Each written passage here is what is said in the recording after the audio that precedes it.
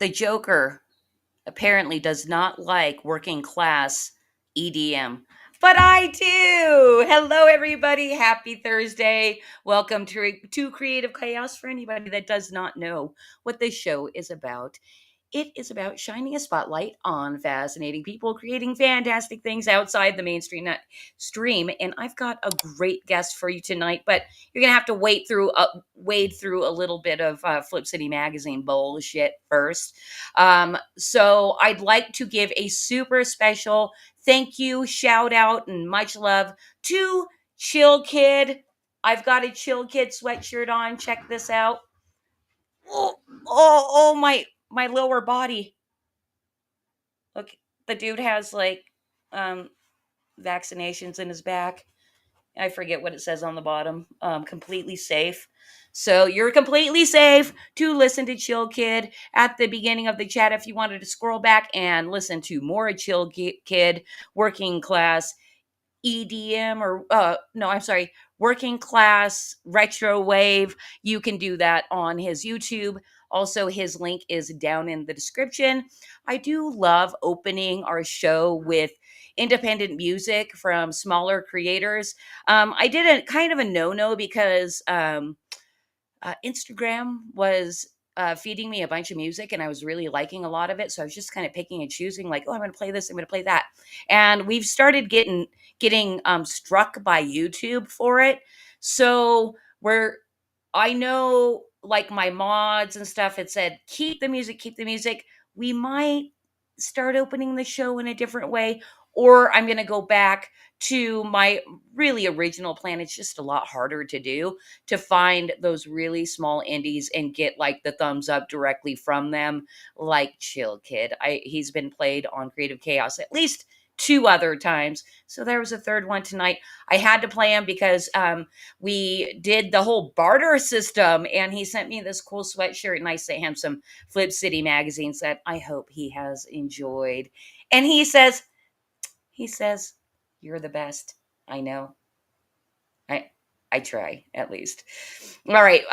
Let's say hello to the chat. So, Vulcan, I was thinking about you before the show. And I was like, he's basically my mod from another broad. He never asked to be a mod. He showed up in one of the first Creative Chaoses and I gave him a wrench. And he's here almost every single week, if not every single week. And then he apologizes if he's late, like it's some kind of job or something. So Vulcan, love ya.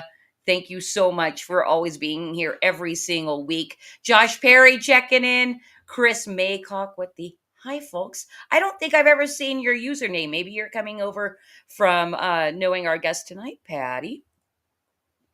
And Battle Ravage saying FCM kicks ass. And I think he means Flip City Magazine. And I agree. It does kick ass. And that does it for over on the YouTube. And then over on Pilled, Nat Rain, a Flip City contributor, checked in saying, I like the music. It has a cool ambient sound, kind of like a movie score. So, hello, Nat. Welcome. I hope you can stick around for the whole show because Patty's a cool guy and we'll be talking to him very soon. I got word also just before the show that Batman's going to be a little late. So his segment will be pushed a little later in the show.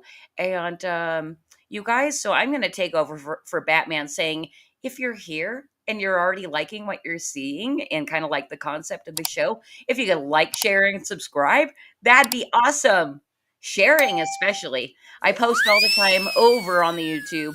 On the X from the at Kitty Flip City channel. So go follow me there over on X and share this stream out over there. I don't think I've posted anywhere else.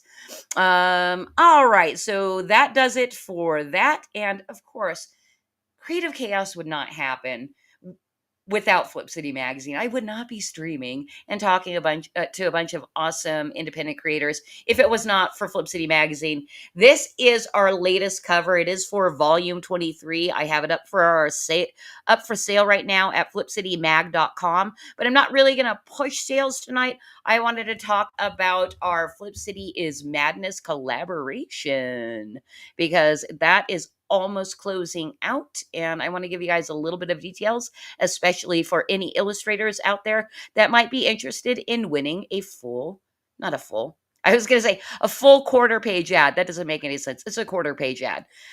So, yeah, what we've got going on is the Flip City is Madness collaboration where every last Saturday of the month we join a live draw stream at 2 p.m. Eastern, and a bunch of dudes, talented, deft-handed illustrators, get together, and Flip City provides them a topic. Our current topic is mirror, mirror on the wall, and what that means is a mirror is reflecting back the true essence of a celebrity or well-known person.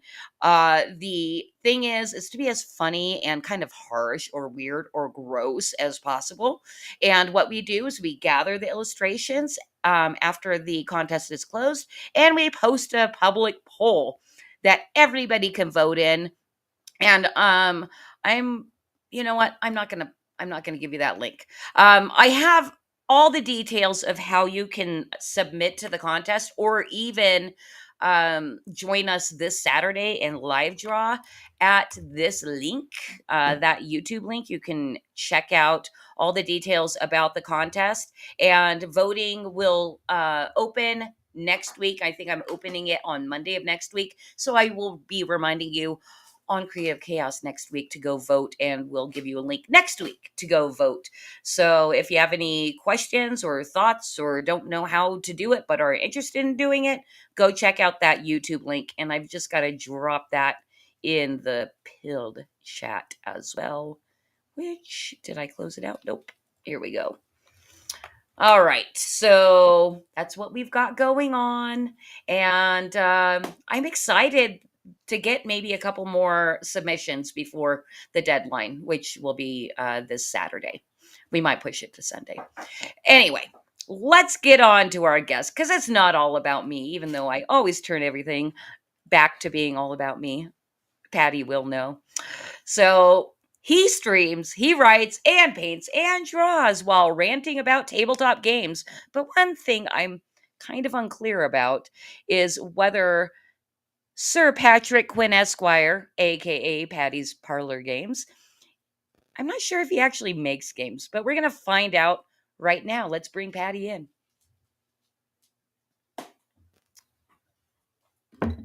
Where are you, Patty? I can't see you. I don't know. I don't know. I There we see. go.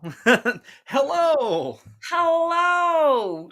I'm on top of you. And my husband won't be very happy about that. he's, he's literally standing right there. Oh, There there we go. we go. There, that's better. Now we're on equal footing. Hello everybody. I'm Patio Cakes, Patty, or Patrick Quinn Esquire, as I have been dubbed earlier today. It really just tap dances off of the tongue there. It's so much better than just Patrick Quinn, because then I'm like, oh mom, oh, shit. I'm in trouble. You know, um, I almost added the third to the the end. third would have been, yeah, Third. it would have been great.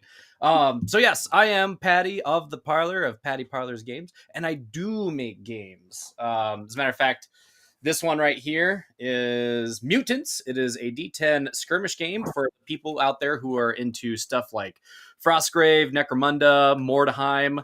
This is basically the mutant version of Mordheim that I made.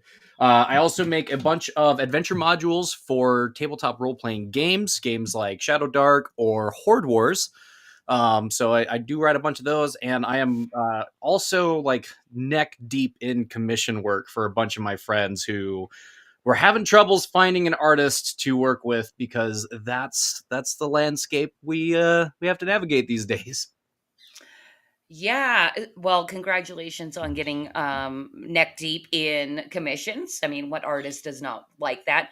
And Patty, I got to tell you, one thing that I personally love doing for this show is not really asking you for much. I just go on social media and the internet and everything, and that it just to let you know, following you around, it is confusing. It was not very clear that you actually make games. Oh, So just take that for what it is worth, because I that looked in it. yeah, that's not the first time I've actually heard that. I'm really good at marketing for a lot of other people, and I'm terrible at marketing for myself. Okay, because it also looked like you publish other people's games. Is that true? I don't necessarily publish other people's games so much as for whatever reason people come to me as what is that word I'm looking Like a for? consultant? Yeah, like a consultant. So like I get sent a bunch of like, "Oh, hey, you were working on stuff and I really liked it. Can you take a look at mine?" And so I get asked to consult on other people's projects a lot, and that is also very like humbling and honoring because I get past a lot of really cool projects, some of which I hope to actually see come to fruition, but life gets ahead of us sometimes. And so if you're out there listening and you handed me a project to be consulted on, I'm looking at you. Where's it at? Give it to me. I want to see it. Okay, that's very nice. I've seen that happen so much in the independent space where people just see that, it's kind of like a lot of one hand washes the other type of Mhm. like not really agreements, but like if you're a cool person, you're just going to help each other out, Yeah. right? Yeah, and I've been extremely fortunate to meet some of the coolest people on the internet. It's one of the reasons why I'm here right now. Mm. Am I in the circle of the coolest people on That the is internet? absolutely correct. Yes, I absolutely love what you guys are doing. I think I told you before where it's like it's such an American culture and tradition that it's sad that between people just not appreciating print media as much as they should, but like the American Lampoon media has really gone astray. I mean, it's been decades since I last looked at a Mad magazine because I think it just got so pillow fisted. So yeah, like I was telling you guys, it's kind of surreal to be here. And of course I think one of the mutuals, William Dale Bout of Incel Riot Studios, Yeah, is one that of them. guy. So I love that guy. That yeah, it's weird. I'm not sure. Like I don't think he ever absolutely introduced us, but because I was talking to him and you're friends with him, and now I was friends with him, and then we all became friends together. Yes. It's cool how that worked out. It is funny. I think what it was you were reviewing POZ or Virtue Signal or something, and I went over and looked, and I'm like, I like this Irish guy over here. Dude, Portland Occupied Zone. I mean, it's sitting on my top shelf. Um, I love that game. My wife loves that game. I love throwing bricks. I love being able to be a scumbag for a night. I wish it got more play. I wish I could have more friends over more often to play it. Well, yeah, it was funny because I was play testing that game as William was making it, and I did have that question. I'm like, who has these many people over to their house to play Um, games? I know yeah. people probably do, but you can only compare to your own life, and I have no friends, so I'm like, I'd love to buy it, but like, I'd probably never play it. No friends physically close. Yeah, I think our nearest friends, they have to drive like near 40 minutes to get to us. And the only other reason why it doesn't get a whole lot of play is my kids are also avid board gamers. Much surprised because they grew up watching me and my wife playing games all the time, and so if I get Portland Occupied Zone, they want to play, and it's like I don't think I'm at a place where I could comfortably describe to you why the Steve character has the adrenochrome special ability. Right. So Not how old are your kids? How eight, much longer until you right? can do it? Uh, 8 and 6 are my two boys, and my daughter just turned 1. All right. Well, congratulations on having children. Thank you. They're Does wonderful. kind of doesn't seem like a thing that's happening much anymore. No, so me and my wife were talking, and her and my two boys play in an RPG campaign here at home, and we had the fighter, we had the thief, and we had a wizard, and we really needed a cleric, so we decided to have another kid as a Okay. typical problem. Okay, that Oh, your third kid. I thought you mean you invited a neighbor kid over and he was so terrible at gaming or something. no, yeah, yeah. That was one of the jokes. Was like we needed a cleric, so we had another kid. It's like some, That's so funny. yeah. Which by the way, the I think the one and only time I've ever caught you live was your inking and thinking with your wife, and she's so charming and sweet. Like it is Isn't so she? Yeah. like you guys look like the perfect couple. Dang. Like good looking dorks. And I'm like, you good looking dorks, screw you. And I love you. I mean, I've definitely come a long way. If it wasn't for this beard, I wouldn't have nothing. Is that true? She's got everything going for her. I was like, yeah, man. If it wasn't for this, I mean, I'm not saying that I've got a weak chin, but I am saying that without the beard, I do think I do suffer from a bit of a baby face. So, Okay. mhm. Now, how long have you been holding on to that beard? I got out of the military in 2020. Yeah, 2 years now. I did not know you were a veteran. Thank you for your service. Thank you very much. I did. I thank you. It is what it is now. Yeah. It is funny. I've discovered in the indie publishing space is ton of veterans. I didn't know, but I wouldn't have ever thought before going into the space that so many people that were in the military like would be so into comics. You- Because we have a or lot of time games. to think. Yeah, when you Yeah. when you get put on guard duty for as often as we do, when you have a lot of time to think, and I think there's a little bit of like a if you are the one that can doodle, then you end up being like the guy that draws everyone's tattoos, or you're one of the guys that has to like help pass the time with like, hey, look at this funny stick figure I drew, and then it kind of like goes on from there. Well, let me ask you this then. How many tattoos have you drawn? How much Oh art of your man, art is on people's bodies because of the military? I know of at least six, and the funny thing is that most of them actually I did when I was in high school. I did a couple of tattoos for the football team guys that they got when they were 18, and then when I was in the military, I know of at least two guys that got the tattoos they had me draw. Other than that, a bunch of drawings went to people that I don't know. That's how it is in the military. You meet somebody someday, and then they're gone the next. Right.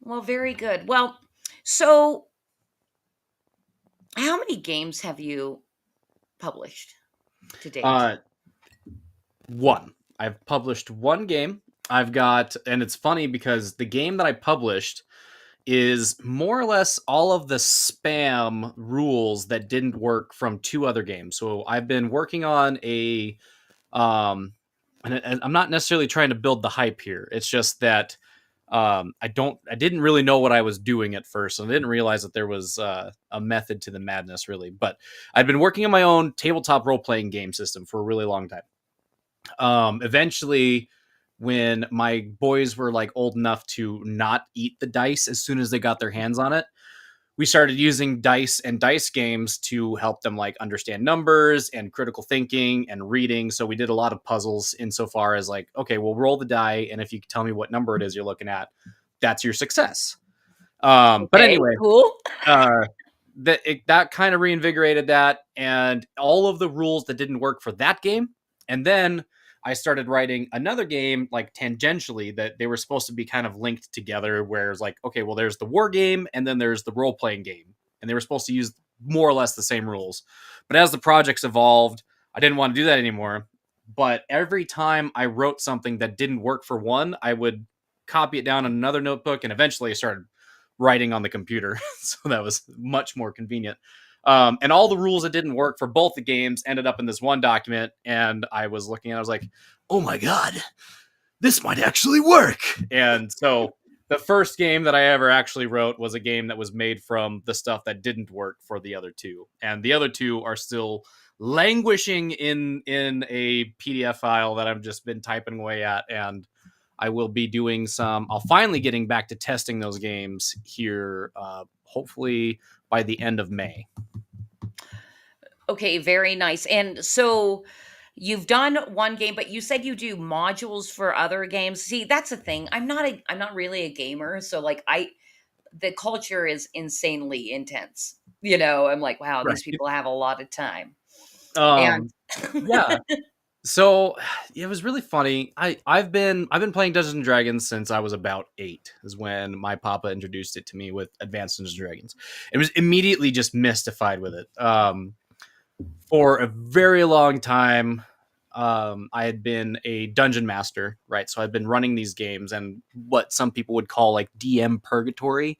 So I would always be the one that was responsible for running the game and hardly ever the one to actually play the game. Um, right. Okay. so I, I get a lot of brain exercise doing that. And over the course of the years, after running so many adventures, I started taking ideas and basically you collate those ideas into a zine or a booklet or so on and so forth. And that's what a module is. The module is a pre-written adventure that dungeon masters can use to run their players through rather than having the onus on them to come up with something. Okay, that makes sense. Now I know what a module is. I think I might have already kind of known and gleaned it, but didn't know so much. But so Patty, I'm a little disappointed, not in you, a little disappointed in my co host because he does a great segment. It's called Fanboy for us at the beginning. And I'm teetering on doing the segment for him because it's a great way for our entire audience to get to know you. But before we decide to do that, I'm going to give him a couple seconds to get here and get ready because I want to say hello to the chat. A few people have popped in since we started, including Carrie checking in, saying stuff about your beard, saying it's the beard that helps you think. Thank you very much. And John's Long Box, thank you so much for showing off Flip City Magazine on your channel. I hope you've had an opportunity to at least read some of it and it didn't go directly in your boxes because it is worth reading. In fact, it is worth totally putting in your bathroom for all the guests to enjoy as well. And then over on pilled.net, we got Madness Comic Network rating us with Pops and the Ghost Pepper. So hello guys. Thank you for popping in. And guess what, Patty? I spoke as slowly as I possibly could on those hellos. And I'm just gonna do fanboy for us. So it's not with Bruce Q. Wayne, it's with me, Christy from Flip City Magazine.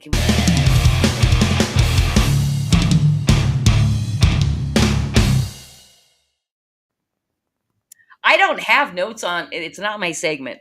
So I don't have notes on it, but I think I kind of have memorized what Bruce Q. Wayne likes to ask people. So this is a rapid fire question answer segment. And Vulcan says, "You can do it, Christy. We believe in you." Vulcan. Why I gave you that, Rich.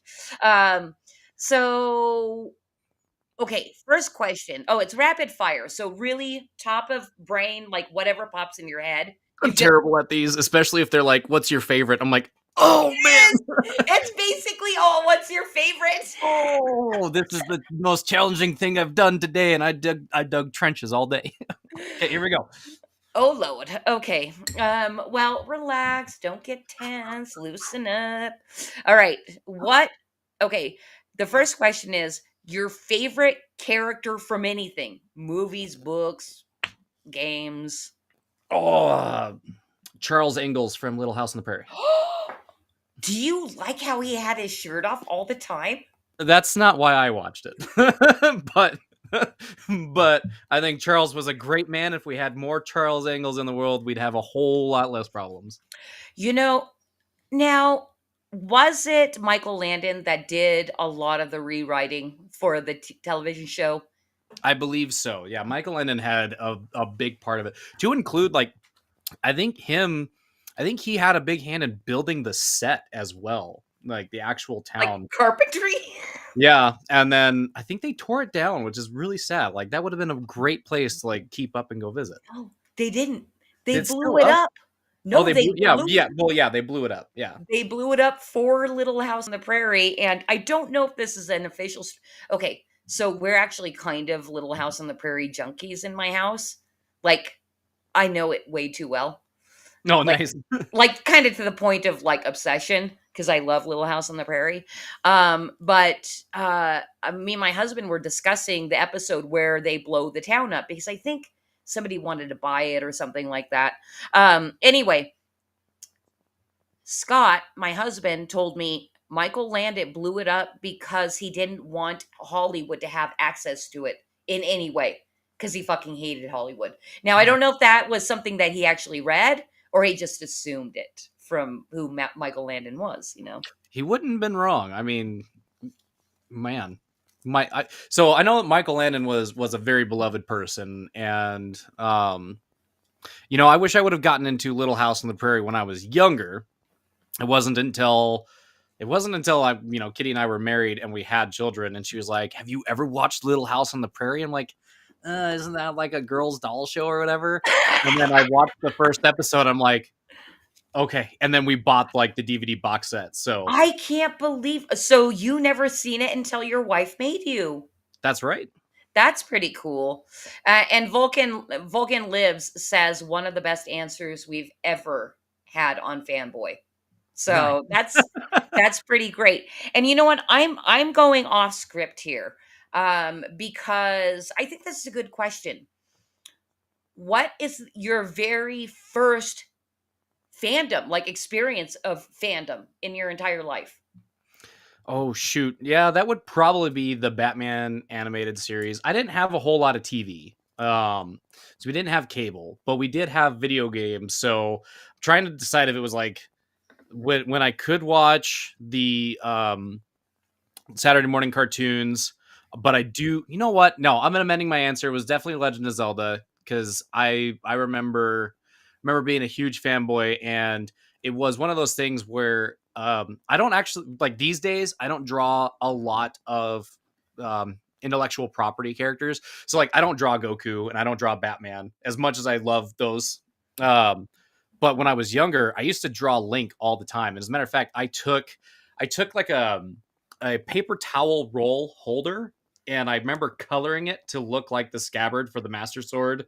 And then we made like a fake plastic Master Sword, and I would take all of these cardboard materials, and I think the only thing I never had was the a green cap to look like Link, which always did kind of bug me. But yeah, I think it was Legend of Zelda. Okay, great answer. And for anybody, because I've never asked this question before, I had to ask it because I have a very distinct memory of my very first fandom, and it was Mork and Mindy. I was obsessed with Mork. Nino Nino. Very No, nice. Nanu, Nanu, dummy. Yeah, it was before my time, but uh, No, it's actually a good question to kind of gauge how old a person is on the stream. Like, oh, dude, you're a baby. right. I did kind of allude to that fact. I was born in '92, so. Okay. Oh my God. Did you say 92? Hmm. I graduated in 94. Hello, Magic Wands of Two. That's Mrs. Charles. Parler. Oh, really?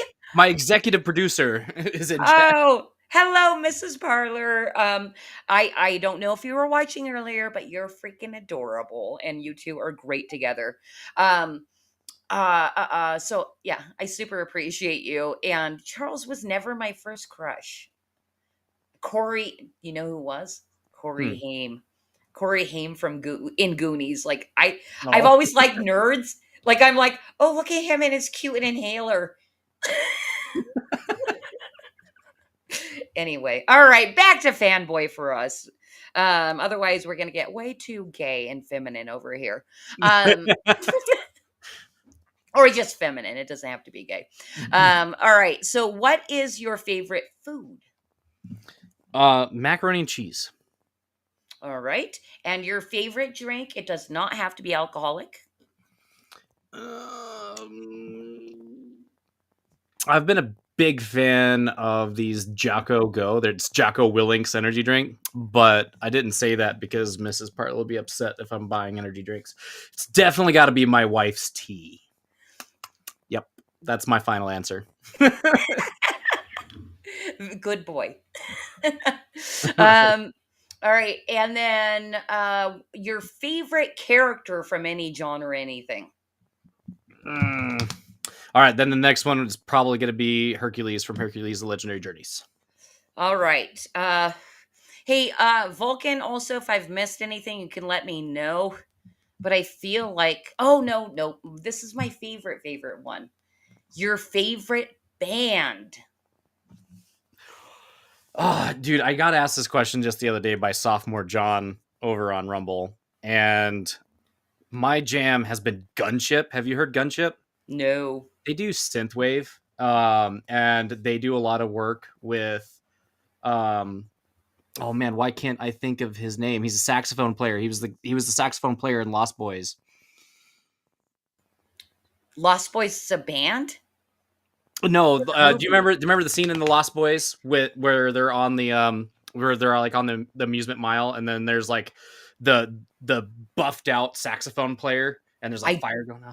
I He don't was remember, but I do. It's on my list of rewatches because I haven't seen it since I was like a teenager. So okay. So Gunship is amazing. They do like synthwave, and they keep the dream of synthwave alive with by um going back to what made like 80s synth really good. And then they do some more experimental stuff as well.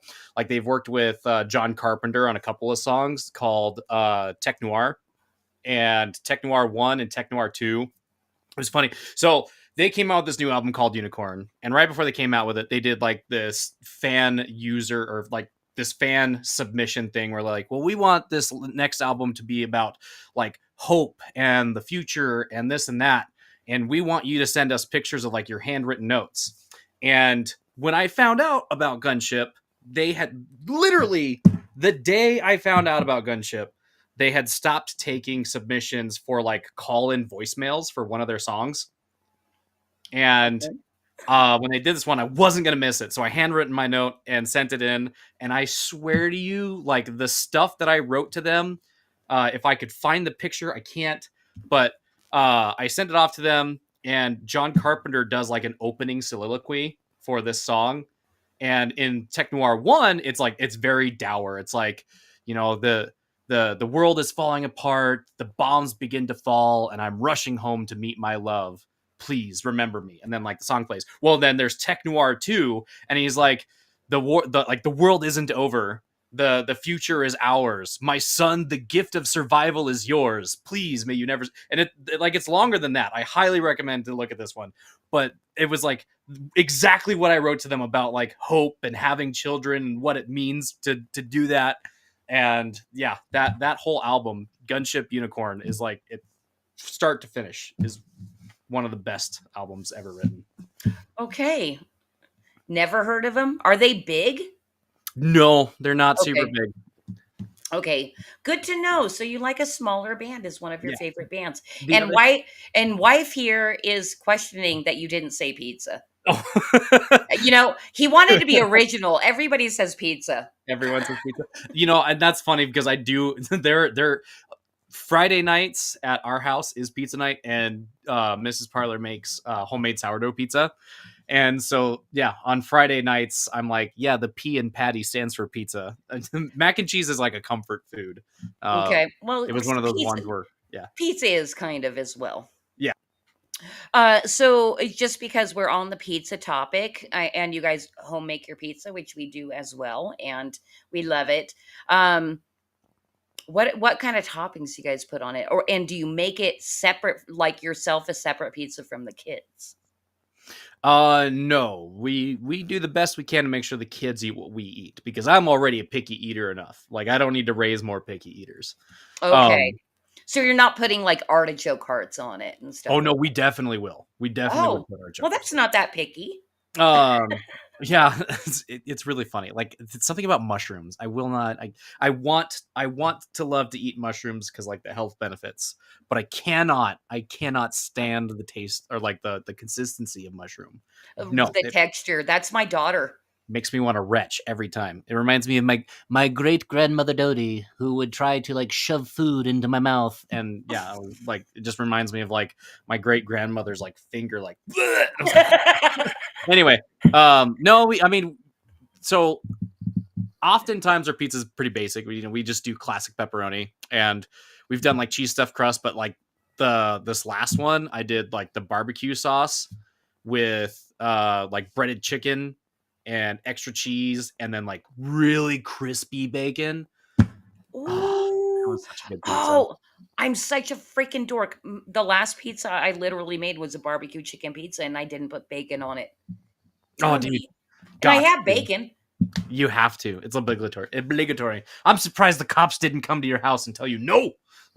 Agree. Agree. Well, on that note, I think we should move on and get back to you as far as what your plans are. What are you doing? Because no, usually, almost always, when I have people on, they're crowdfunding. It's to promote and stuff like that. So, do you have you crowdfunded anything? Do you plan to crowdfund? I'm I curious. help a lot of people with their crowdfunders. I go back and forth on it. One, it's for me, I don't like how Kickstarter does business. And I feel like most of the draw for Kickstarter is it's almost marketing in itself. And like I said, I'm bad at marketing. So there's that. Um but I think a lot of the lure for people is like, oh, it's a Kickstarter, and then Kickstarter's very motivated to help you sell your stuff because they take a cut. Um, I would like to do one through Fund My Comic, but more as a way of um. Okay, yeah. So here's some lore about me. I am like a try hard for alt platforms. As you could Yes. see on me like pushing Rumble really hard, Yeah. but there's a company called One Bookshelf, right? And immediately, like when a company says, "Oh, it's one bookshelf," I'm like the One Ring, destroy it, cast it into the fire. But they've got like the monopoly on publishing tabletop role playing games and war games and stuff like that, like I do. Um, there, I've had stuff that they will not publish, which sucks because they've got some um, Vampire the Masquerade type stuff that is extremely degenerate, and that flies on their platform. But it's one of those things too, where it's if you don't publish the DTRPG, you don't get seen. And I've put a lot of work into trying to help build other dudes' alternative publishing platforms, and it hasn't panned out as well as I wanted to, which sucks. But I am looking forward to working with Fund My Comic, and not necessarily because I want to crowdfund, but because I also want to support them. And it really comes down to wanting to have something that's worth crowdfunding. It's funny that you like bring it up kind of in that manner because we were blessed enough to not have to launch our magazine with crowdfunding, Mm-hmm. mainly because we found the right people that loved what we were doing and talked about it. So we got to do kind of the traditional style publishing. And we didn't ever intend on doing crowdfunding until I saw actually our mutual friend, William Dalebout, talking about Fund My Comic, like somewhere online. And I was like, what? An alt crowdfunding platform that won't censor? And it was pretty much the same thing. It's like, okay, we have to support this, um, this new crowdfunding platform because it is our duty. I do believe it is our duty as people that have been censored and are about freedom of speech and stuff like that to really get behind and push as much great independent stuff as possible. Like I'm really looking for like that 90s underground like reemergence. Like Yeah. fucking go out and look for the stuff you like. Stop complaining There's a lot of cool shit happening right now. Hmm. And stop being a little bitch and complaining and go support this stuff and talk about it too. Yeah, and that was one of the things. So uh like I said, I've been doing the Dungeons and Dragons thing for a really long time, and I'd written modules that have lived in notebooks for a really long time that I just ran for my friends, my wife, my kids, and such.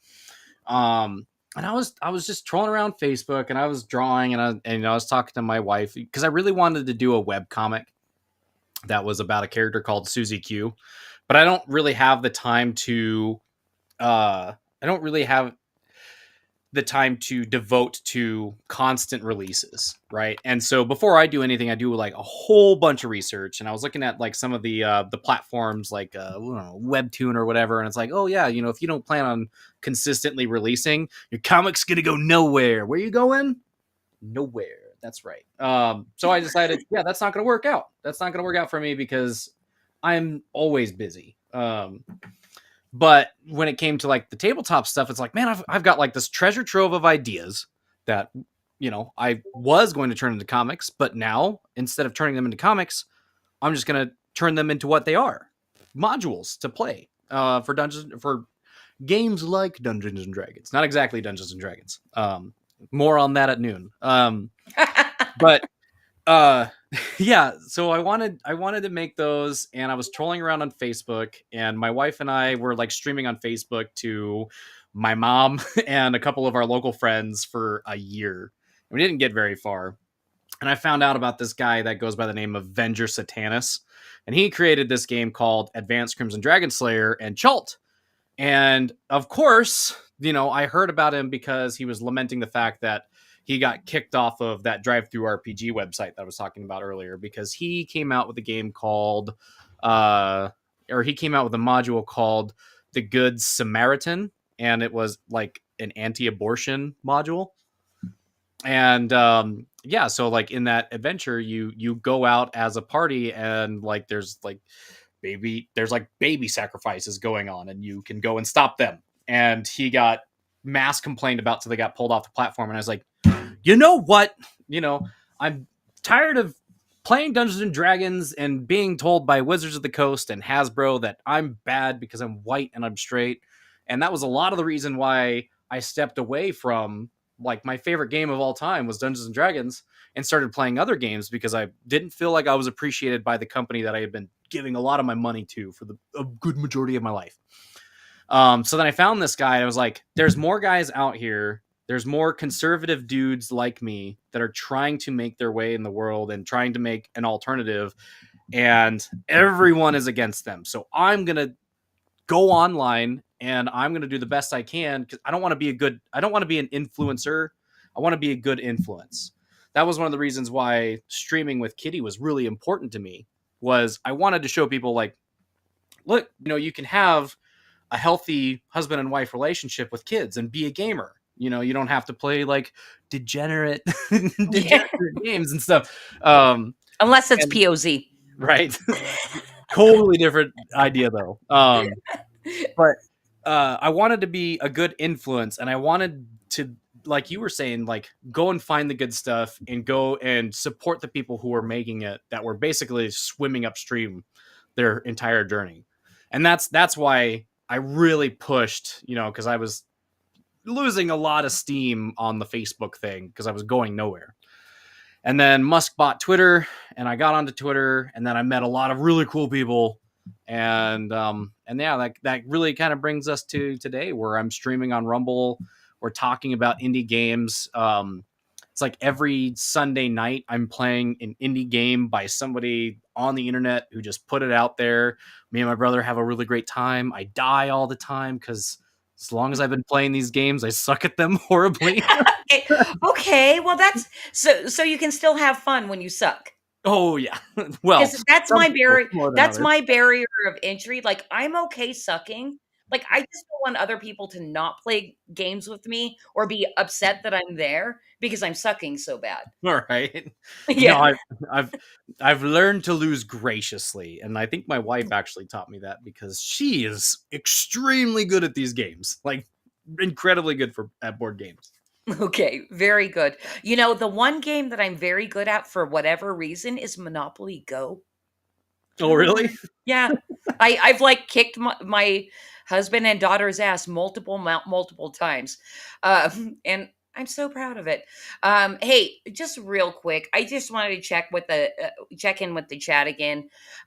K-pop junkie popping in saying what's up. Ben Sullivan, our lead parody artist, and we do a thing with Ben here. Says Hey afternoon, Ben, Christy. you're my friend, Ben, you're my friend, you're the best old Ben there's ever been, never been a Never Ben like been like Ben. Ben. We love you, Ben. You know we love you. Which, by the way, you have a package on the way of, God, I think like 12 magazines or something like that. Nine. I think it was nine. So, Ben, you will be getting those in about 3 weeks, all the way to Australia. I don't know if you noticed, he said afternoon, Patty. Oh, very. I was So, looking for the good day, well, he lives in the future. right? Yeah, Ben, why didn't you say good day? Dang it. Missed Damn you. opportunity. Anyway, all right. Well, Patty, you had mentioned something that actually goes right into our next segment. It was about you being a straight white male, which I think pretty much everybody that watches this show, and my guess, God, actually, I think most of my guests are straight white men. I really need to look for a black person, a straight black person. I don't Man, know. They don't come to me. I have to go seek them out. does it Anyway, work if I'm polka dotted? I mean, these uh, freckles, or do it does next that time. count?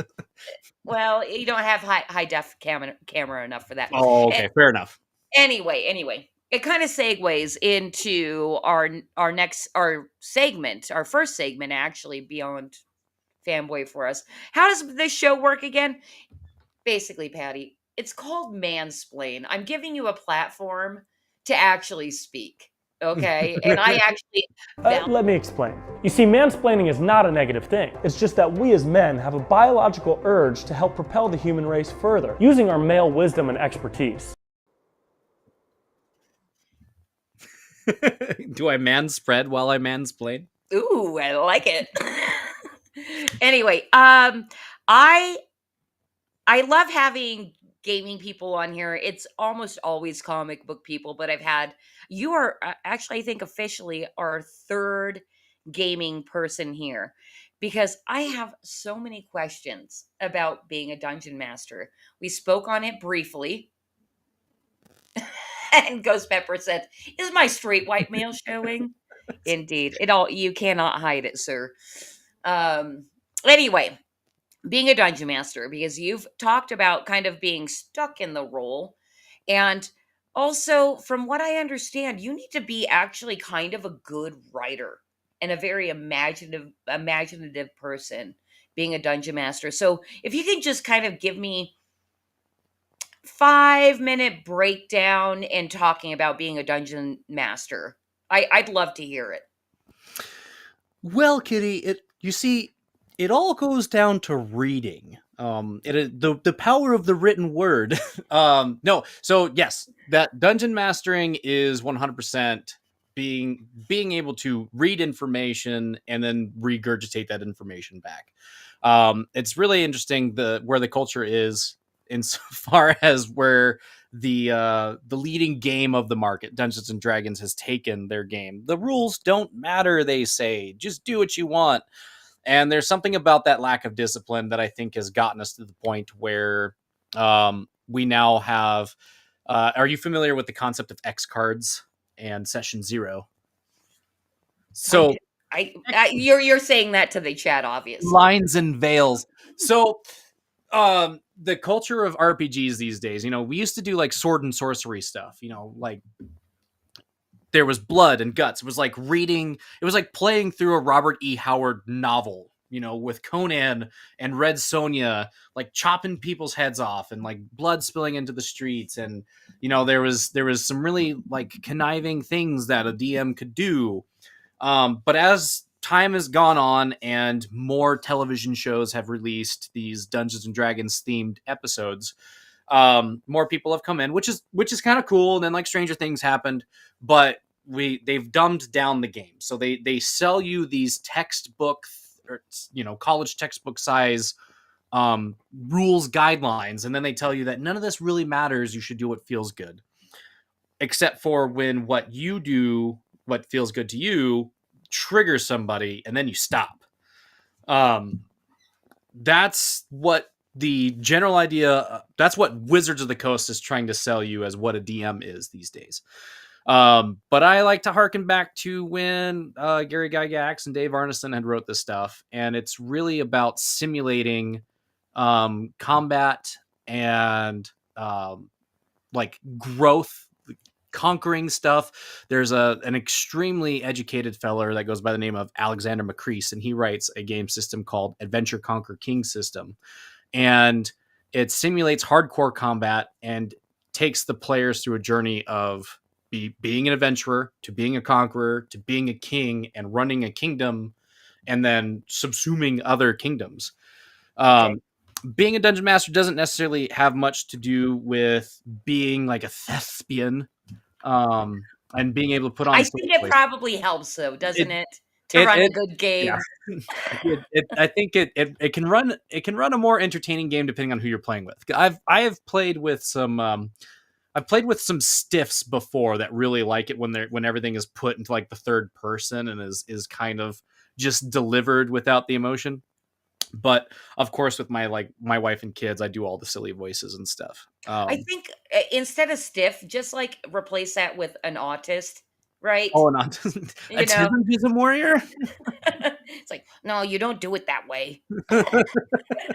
Well, I can be like that too. But I would, being a dungeon master is more about just being a really good arbiter of the rules or a very good referee, right? You're given a game, and hopefully the game that you bought is complete and it's written, and you're not necessarily being adversarial to the players, but you're also like, if you wanted to be a storyteller, you could just write books. I think is where some people are at with it. That's not to say that kind of game isn't fun for people. And I might catch flack with this from some of my friends, but I think at the end of the day, that is what's more important, is that you do have fun. But I think that it becomes a different game, and you treat it differently when you follow the rules of the game that you have, provided that those are good rules. And then you, everything kind of falls into place. that's very interesting because you've said it a couple of times. So how often is it that you get a game where the rules aren't good and you're like, this kind of sucks? And then do you, like, as a D or a GM or DM or whatever you want to call it, like, is it your responsibility kind of to, like, fill in the gaps and fucking finish the game? Or Right. like, Um, like, how I many, basically, and also how many shitty games are there out there? There You are a know? lot of shitty games out there. There are a lot, and I'm not just talking about like a taste preference, right? So, with Dungeons and Dragons, it's a D20 game, and if you understand anything about like bell curves and averages on a D20, your averages are a flat line, right? And everything is 5%. You know, then there's other games where it's like 2D10, and then that bell curve is a triangle. These averages work out. You can assume probabilities differently in that way. And then there's dice pool games, and I really like dice pool games because dice pool games let you roll more dice at once, and sometimes it's a whole lot more fun than just watching one die roll. Yeah. But as far as like I said, yeah, like I actually know. I got very distracted because Ben did that just for you, saying hello to good stuff. Say good thank you, day. Ben, I Okay, that was appreciate for that. you. Yeah, so should the onus be on you to finish or to adjudicate a bad game? That depends, right? So top of mind right now is the Oblivion remaster, right? Bethesda's like, oh, guess what? We just came out with Oblivion again because we can't make anything new. And people are saying that it's still the lovable, buggy mess that it always has been. All the game-breaking stuff is like missing, but all the game breaking stuff that made the game fun to play is still in there. But Bethesda has like a history of releasing like unfinished games that the modders, like third party people, have to go in and like fix, and then people really start to enjoy it. Um, it's a lot easier to do when it comes to tabletop role playing games, but I don't think it's a very good business practice to sell unfinished or untested games. Okay, that completely makes sense. But you brought up a term, and this actually has popped into my head a couple of times while kind of researching you and thinking about what we were going to talk about was kind of the practice of game breaking. Is that like something that's fun for like hardcore gamers to do? Is it a disappointment? Uh, like, is it a culture? Like, oh, I'm gonna fucking break this game. So there, people are really imaginative, and I've seen some really funny stuff. So case in point, there was I can't remember if it was 3.5, or so the third and a half edition of Dungeons and Dragons, there was a tactic that they called the peasant railgun. So what they do is they take a look at the rules and they say, okay, well, in the rules it says that you can pass an object as a quick action, as a free action, right? So they take the verbiage that uses to make up the game and they say, okay, well, passing an item is a free action. Well, if you just get a whole bunch of people in a straight line and they use their free action to pass an object, and you know that a round passes in 6 seconds, well, then the rod moves 10 feet per millisecond, and by the 10th peasant, the rod will then be at like light speed because of all these free actions being used to pass the spear, and then it's a railgun, and then you're Okay, like, that's retarded. No, we're not doing that. I'm Um, sorry. I just have to say, fucking nerds. yeah, Oh my right. God. Yeah. So it's very meme worthy. Like I love hearing about that stuff because it's really interesting to think about like the machinations, the gears turning, and people critically looking at your systems, right? So it's almost like I can only imagine it's like somebody looking at Flip City magazine, seeing a comic about themselves and saying, actually, that's really fucking good. You know what I mean? I Like hope so, you know? oh, I do like that. Of course, if someone's gonna tell me that they do that in the game, I'm like, okay, well, the idea of the game is even though there's magic and elves and shit, we are trying to simulate this as if it was like real life. It's a game of tactical simulation. So no, we're not playing that game. But I think especially in the terms of game testing, right? So when I release mutants to test for people, I'm looking for people that are looking for like combos that just really make the game not fun, um, or combos that or rules that require too much interruption and looking up. So while I don't want to make like a really simple game, you know, I want to make something that is easy to reference and easy to remember. So that way you can succinctly know the rules and engage with them in a way that doesn't constantly bog down play. But I'm also a huge proponent of getting the rules right. So, sometimes everything's a learning experience. All right, very good. Patty, you've done a fantastic job in Mansplain. Like, you have enlightened me on, like, I don't even think I could. I'm going to have to go back and watch the replay. I'm always You know? open for questions, comments, concerns, bitches, gripes, complaints, snide remarks. Well, and on that note, something that I saw that you had posted on Twitter when you were tweeting, tweeting saying you have your own stream to be on in about 30 minutes. No, I think I have an hour and a half. An hour and a half? Yeah.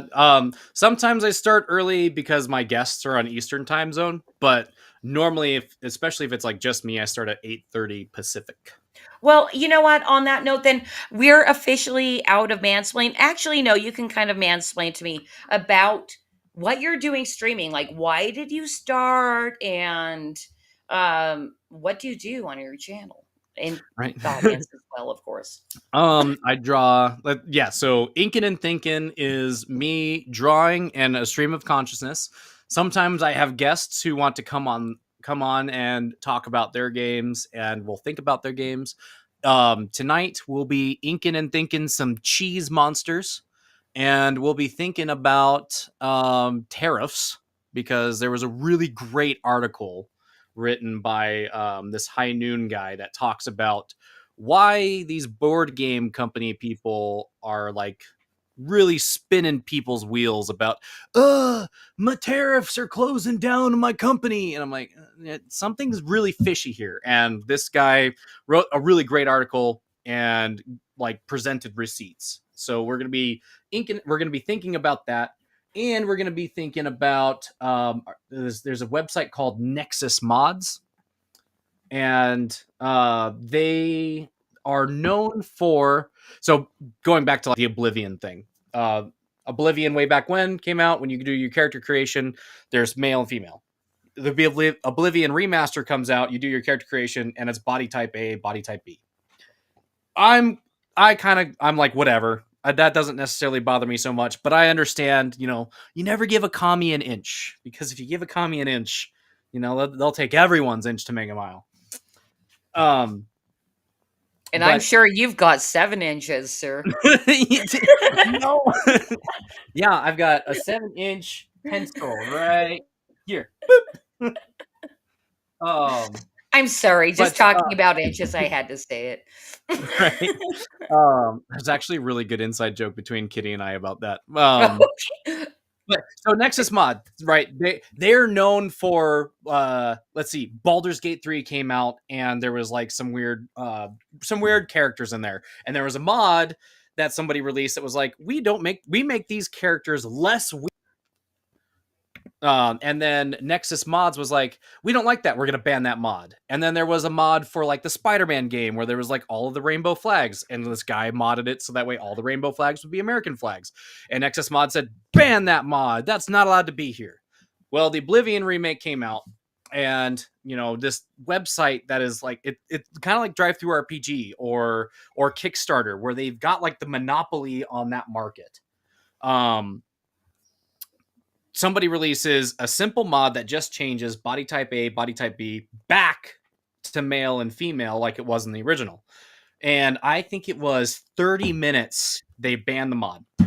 Well, this morning, one of the moderators for that website capitulated and said, we looked at this mod and it does not break our terms of service in any way. So we are reinstating this mod, but because of like the blowback, we are going to close the comments. In the future, if somebody is having triggering moments because of someone publishing something on our site, we encourage you to use your content moderation tools available here. So basically, like settings within the website that says, I don't want to see this type of content, right? And it's like, Yeah. what an idea. What you on your website, you have like, it's like Twitter, you can mute people, you can block people, you know what I mean? You don't have to say, I don't like this person, ban this person. Just mute them. Move on with your life. Live. Oh no, they can't. They can't make that happen. And I like super appreciate your rant. And while you were doing that, my lovely co-host has appeared. So I do want to bring him in, but we're staying in mansplain because I do have another question for you. But let's bring in the Batman. Bruce, pleasure to meet you. Hello. In Florida. All the way. Yeah, we're hanging out in Wellington, Florida, and we just came from Lakeside.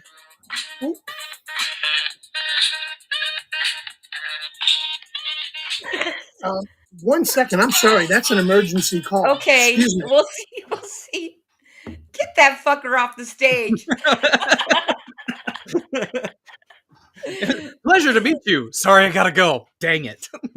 Well, I love my producer. He actually took him off the stage. That was actually a good idea. Okay.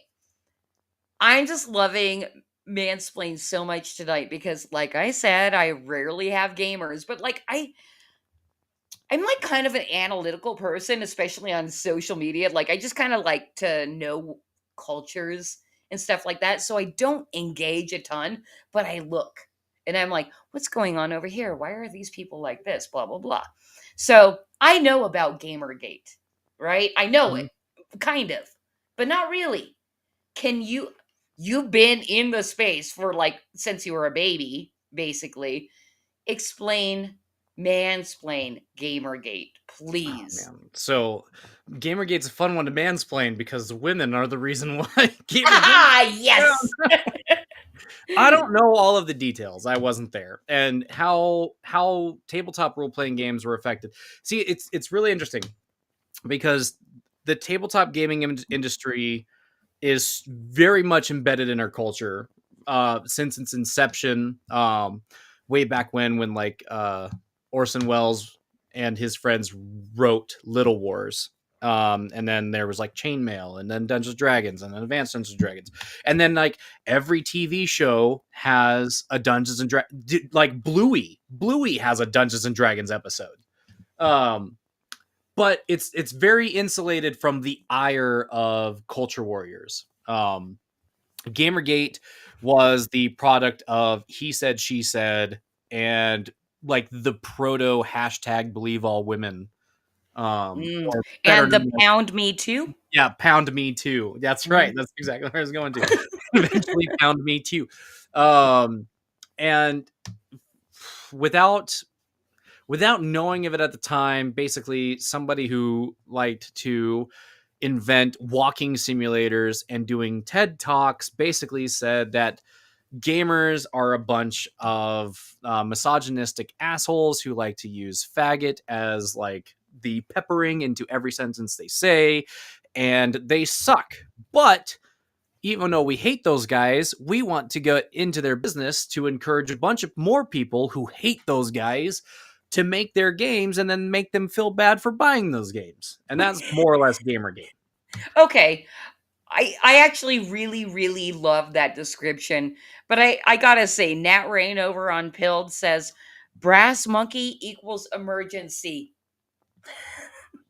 And and on that note, because we have Bruce off the stage and he will be back and he knows all of our segments, Patty, we started the show a little a little into the show with the way that Bruce, that you met very briefly, likes to get to know people with the fanboy for us. But my favorite way to get to know people is to know how much of a conspiracy theorist you are. And Oh no. you obviously are like somewhat of a traditional white straight male. And so you're probably a conspiracy theorist as well. So I think you're going to have a good time with this segment. Are you ready to get into Conspiracy Corner? Let's hear it. Let's do it.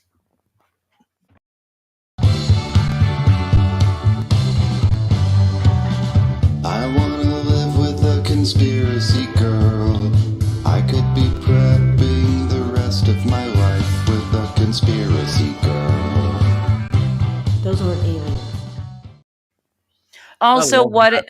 what is up, Billy Power Max and Aaron from Immortal Rising comic book? Thank you for popping in. And Vulcan Lives is saying, time to spin the wheel, because Levi Skeen has not checked in to say it himself. Anyway, so this is my favorite time of the show. Okay? I get to find out how much of a conspiracy theorist you are, and it's somewhat of a game. We have this wheel. It's the wheel, the Creative Chaos's wheel of conspiracy, and there are a couple of rules to it, okay? Um, let's go ahead and bring the wheel up, and I'm going to explain to Patty how the wheel works and how the game works. It's really simple. There are not you you don't have to like see everything that's on there, because it is kind of a game of chance as well. So the way the wheel works is, and this is your corner as well, Patty. So you get to speak on whatever topic comes up. But the wheel can be spun up to 3 times. You can choose to stay with topic 1 or topic 2. But if you spin the wheel a third time, you're stuck with that topic no matter what it is. But this is why I love Creative Chaos so much, is everybody I bring on is so creative that even if you don't know what the topic's about, you literally can just make it up. Great. I conspire to be great at this. I think you are going to be a co-conspirator with me. All right, are you ready to spin the wheel? Spin it. All right, let's spin the wheel.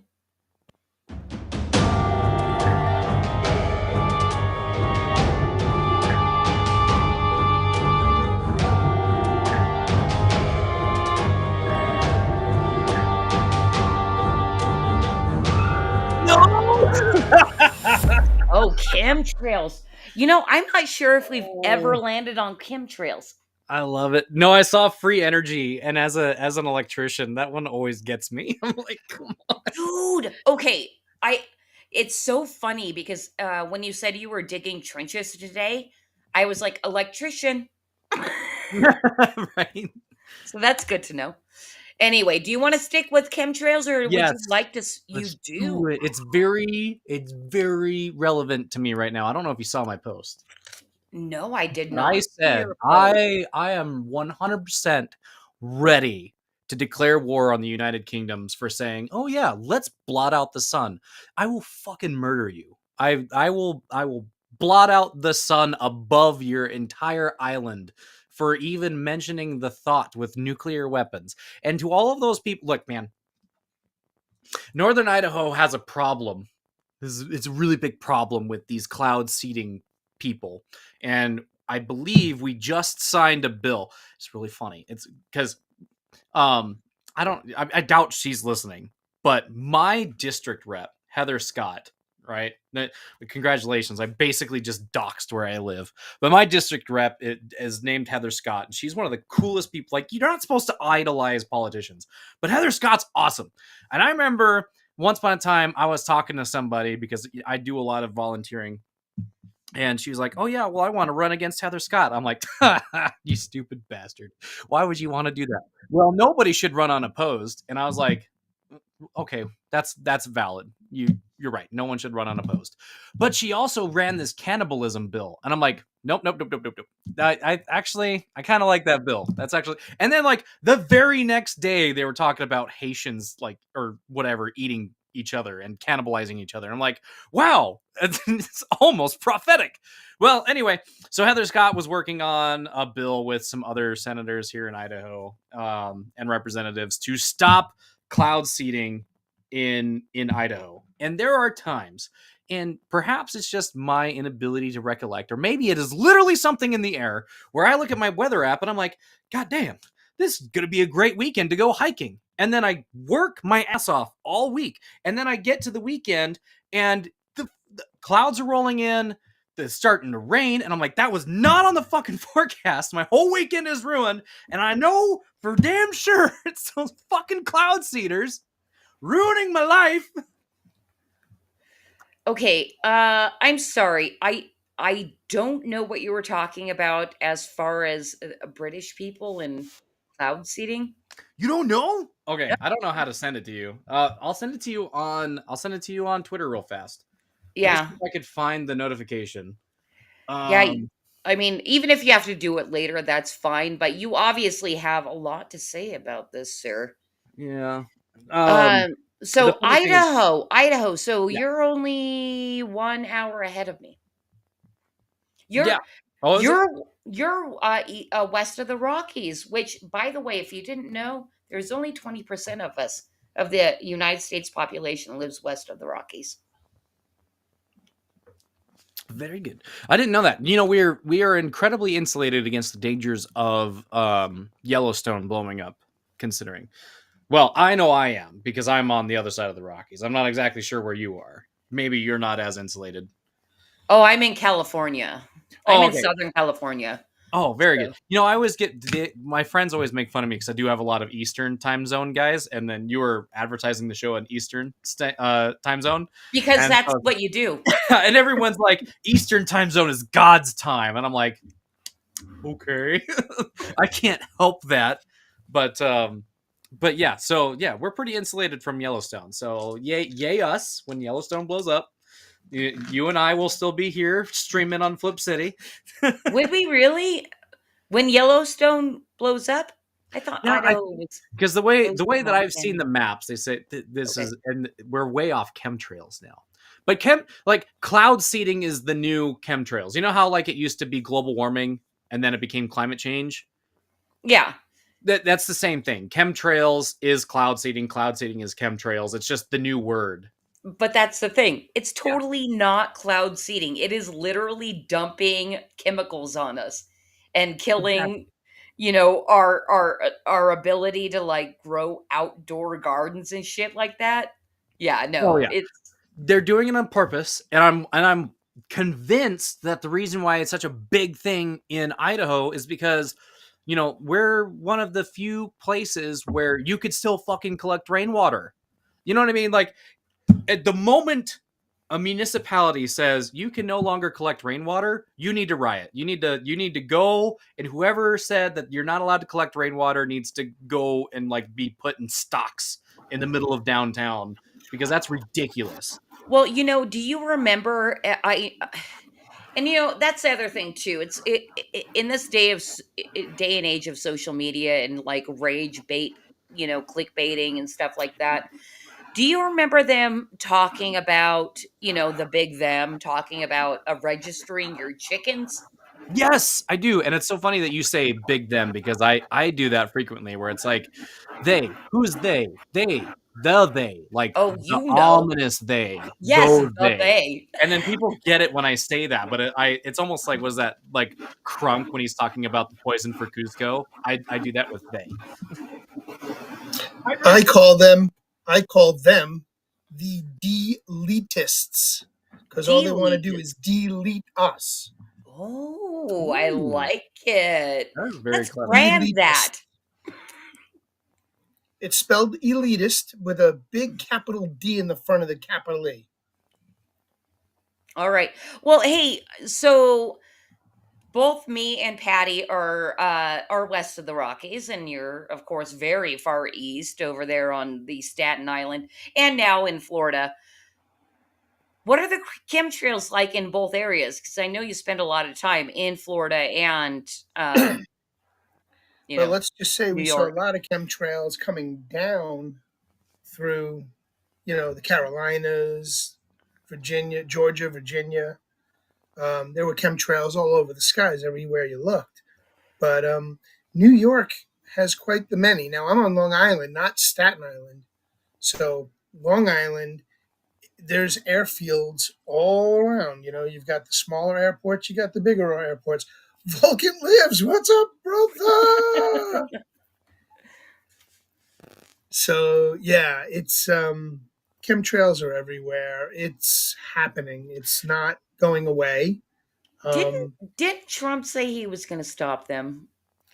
I have a vague I don't memory. know. I don't remember that, but I think Okay. I the know yeah, as that. far as the chemtrails go, I think so. If it wasn't him, then it was probably RFK.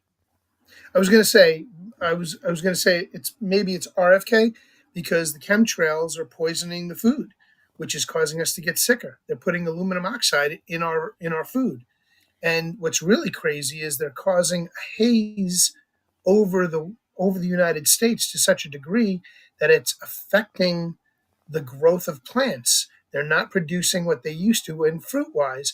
And I've noticed that here in Florida with my mom's orange and lemon trees. We had a really good crop in November when we came in late October, early November, and the fruit was well received. It was solid. It was full. We pulled a couple of oranges off the tree last week, and they were underdeveloped. They weren't anywhere near as sweet, and the husks were very very soft. Like the fruit was really tiny. Maybe it needed a little bit more time to grow, but they were fully blown orange. They don't turn orange until they're mature. So, but they were full on orange. There was no green to any of them. And when you pulled them off the tree, they literally you just twist them once or twice and they fall off in your hand. So they were ready to go. But I do believe that is part of what's going on is the acid rain, the chemtrails blocking out the sun, causing a lot of hazy mist, I guess, in the area. So yeah, they're still here. Now, have you guys heard of the thing where, like, if two chemtrails like make an X in the Crisscross. sky, that's supposed to like make extra bad weather? I hadn't heard of that. I didn't know if maybe that. I mean, it almost. You know, when you say that, it almost sounds like a sailor's tale. You know, like sailors Yes. would talk about clouds and waves, and they would know generally what was going to come. But that's kind of what that sounds like, and it almost sounds like there's a reason. There's a reason why people think that. Well, I'll tell you this. I'll tell you this. So I live in Southern California, but in an elevated space, so we do get snow. But I'm on the lower end of it, so we don't get crazy snow. But in 2022, we had massive, like we were snow. Like I finally found out what snowed in meant. We couldn't move for 2 weeks, right? And immediately after the storm stopped, I started seeing chemtrails everywhere in our sky. And I'm like, oh, dude, tinfoil hat, please. Like, this is starting to freak me out. If you had seen those X's before, and then you were like, maybe a trip to Florida sounds really good, and then like the snow fell, I've been like, yes, that like 100%. That sounds like it's legit. But Well, I just have to afterwards, go to San Diego, though. I I don't wouldn't have to go to right, Florida. maybe. But after the fact, yeah, 'cause, you know, like the snow. What if the chemtrails they left evaporated the clouds? Right? Because if you can cloud seed, why couldn't you cloud weed? Cloud weed? Like when you weeding your garden. Oh, like pull it out. Yeah. I'm Yeah. sorry. I just thought of marijuana. I'm like, No sounds good. It's so funny. I am not a smoker of any kind. But it's so funny. Like I'm like, man, that thing looks like a bong. Anyway. I Yeah. just I have one question to ask of Patty, and it has absolutely nothing to do with chemtrails. That picture of Donald Trump over your right shoulder, did you draw that?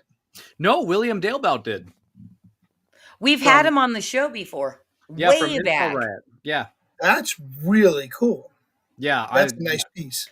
I They're love Will's they're work. for sale actually on his store. Mhm. So if you want one, you can go buy one. My wife, All right, you got to give me the information. Mrs. Will Parlor, do. painted this. I don't know what that is. What is it? I'll go grab it. Yeah, go It looks grab like it. body parts.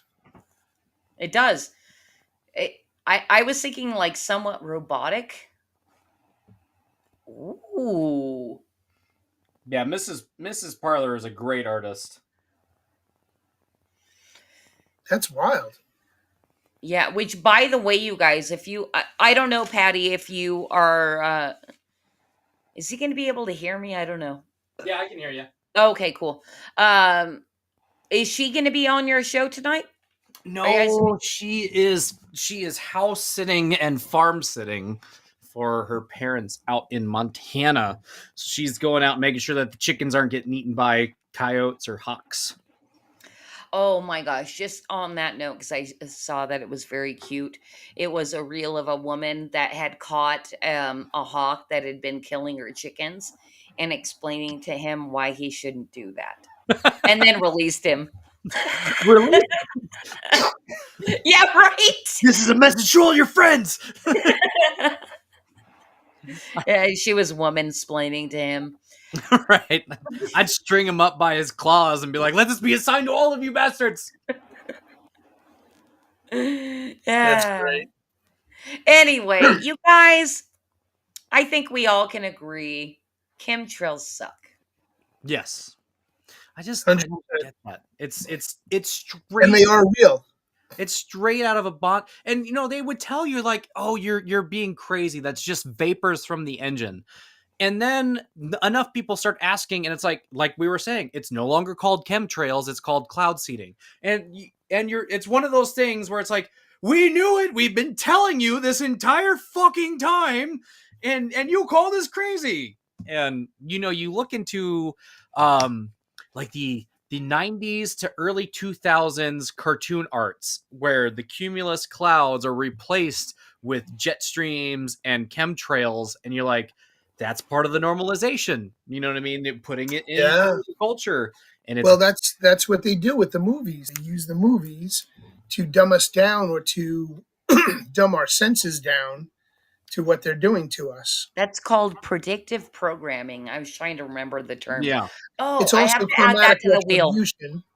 It's also karmatic retribution because they're telling you what they're going to do. And if you do nothing about it, then you're accepting the fate of what's to come. You're going So it's down the called, whole satanic route. oh, yeah, that's karmatic retribution, which is very similar.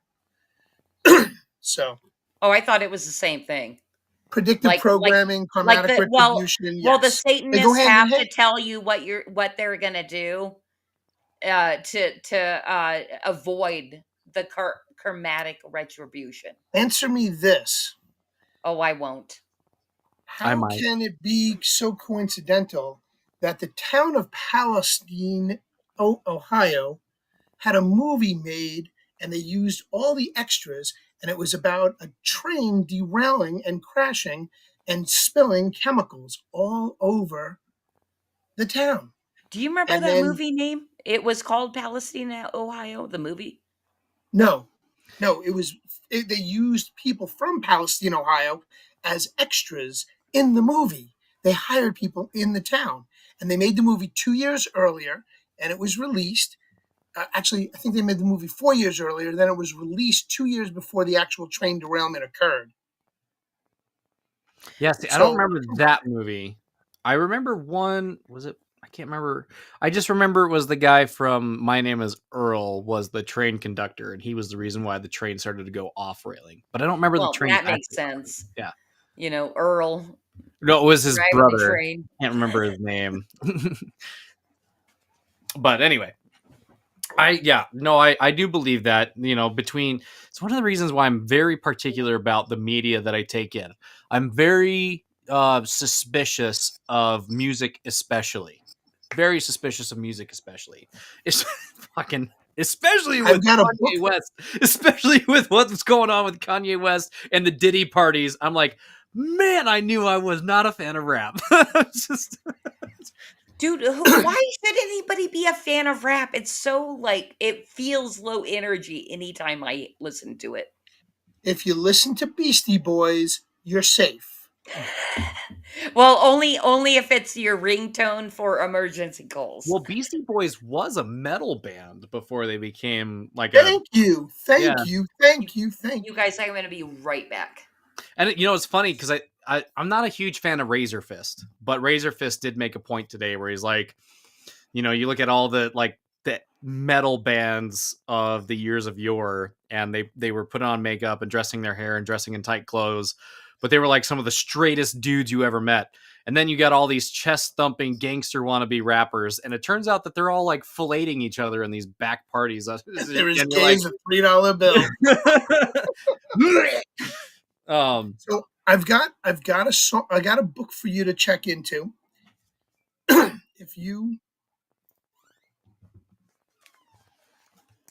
want to read a really good conspiracy book, it's called Weird Scenes Inside the Canyon. And I think the author's name is McGowan. Hold on a second. I still have it in my Audibles.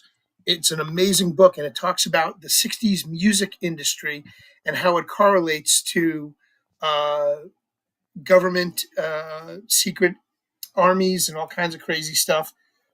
Did you know that Frank Zappa's father was a general in the military, and that Jim Morrison's dad was the reason for the Tonkin Gulf, grandfather was the reason for the Tonkin Gulf incident? oh my gosh, no, I did not know that. But it's really interesting about like this conspiracy theory thing because, it was because of my papa.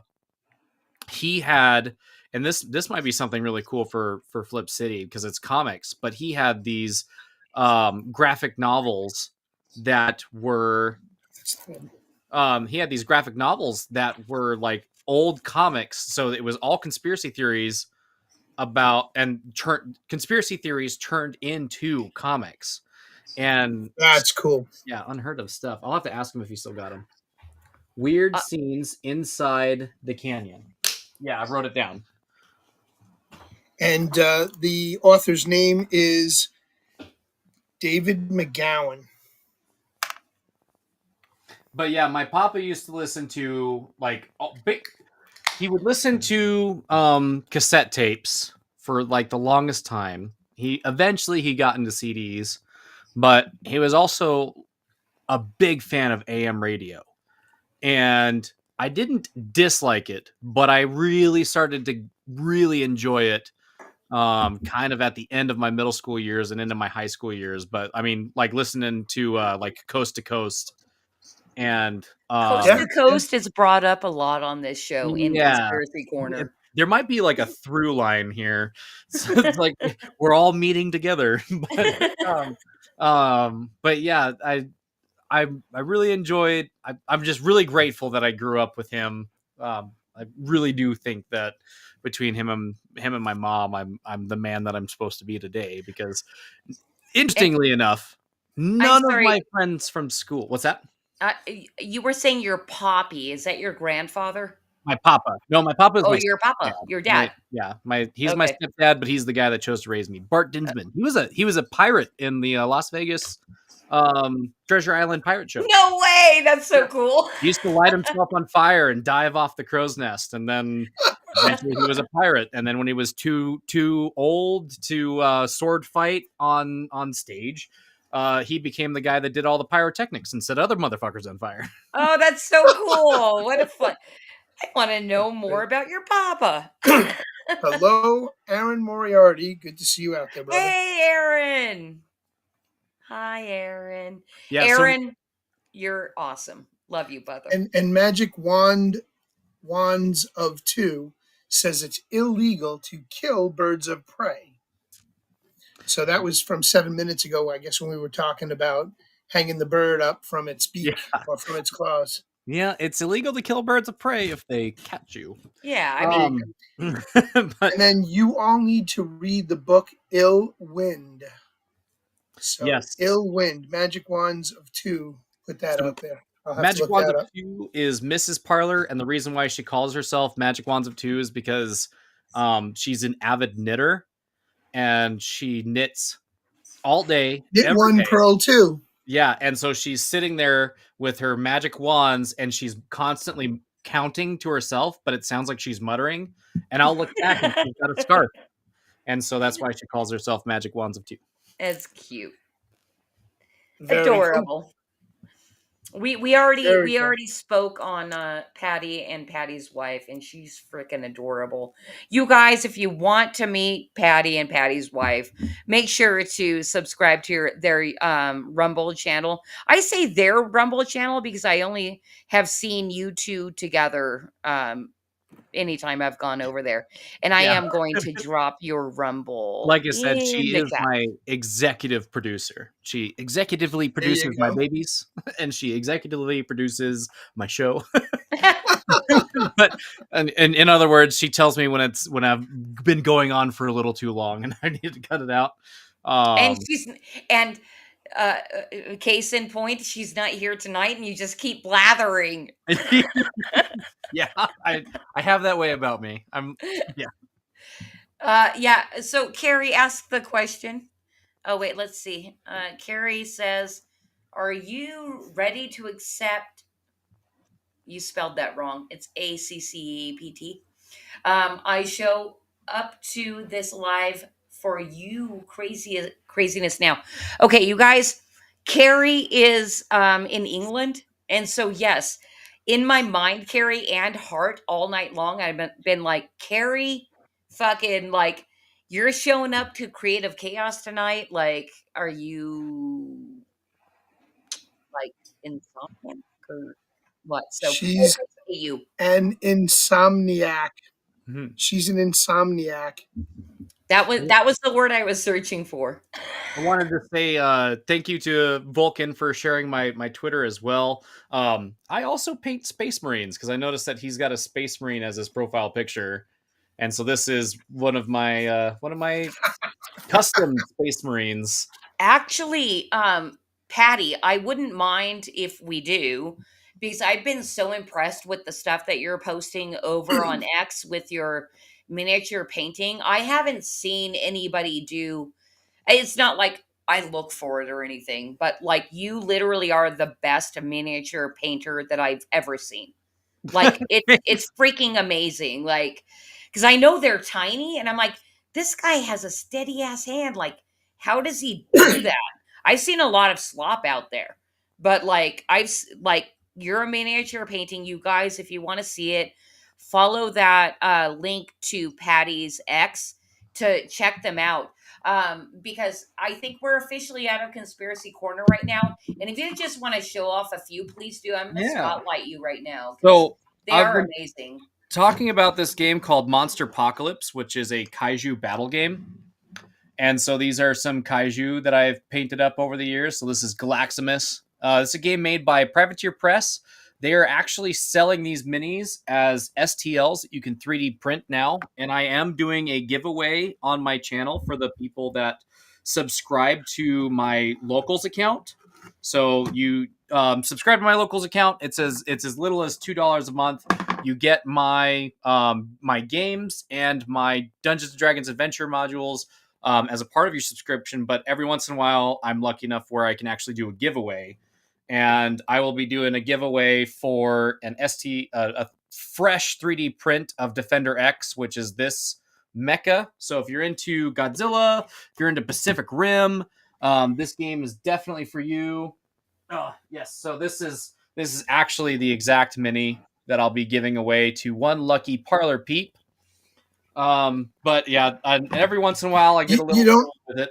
Like this guy in particular, he's supposed to be a toxic waste monster, but he's got a special rule where he splits. So I painted him as Neapolitan ice cream or Napoleonic ice cream because he divides and conquers.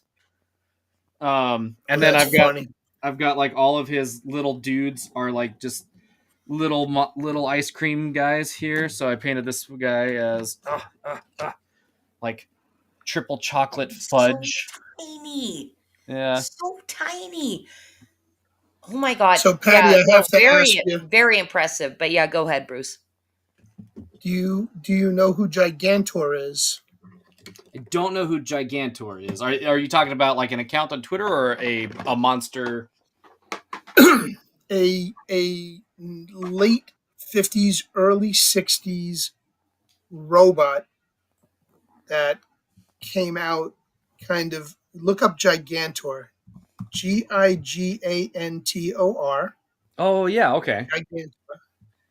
I was wondering if you had any Gigantor miniatures that you painted, but since you didn't No, know who he was, I guess that's not there. not one of these guys. Yeah, he almost looks like a precursor to oh man, something boy. It's not Robo Boy. What is it? What is that? Iron Giant. Well, yes, Iron Giant, but the artist that did the art, um, it was one of the earliest animes that actually made it to America, and I can't remember what it was called now, of course. That is correct. That is correct.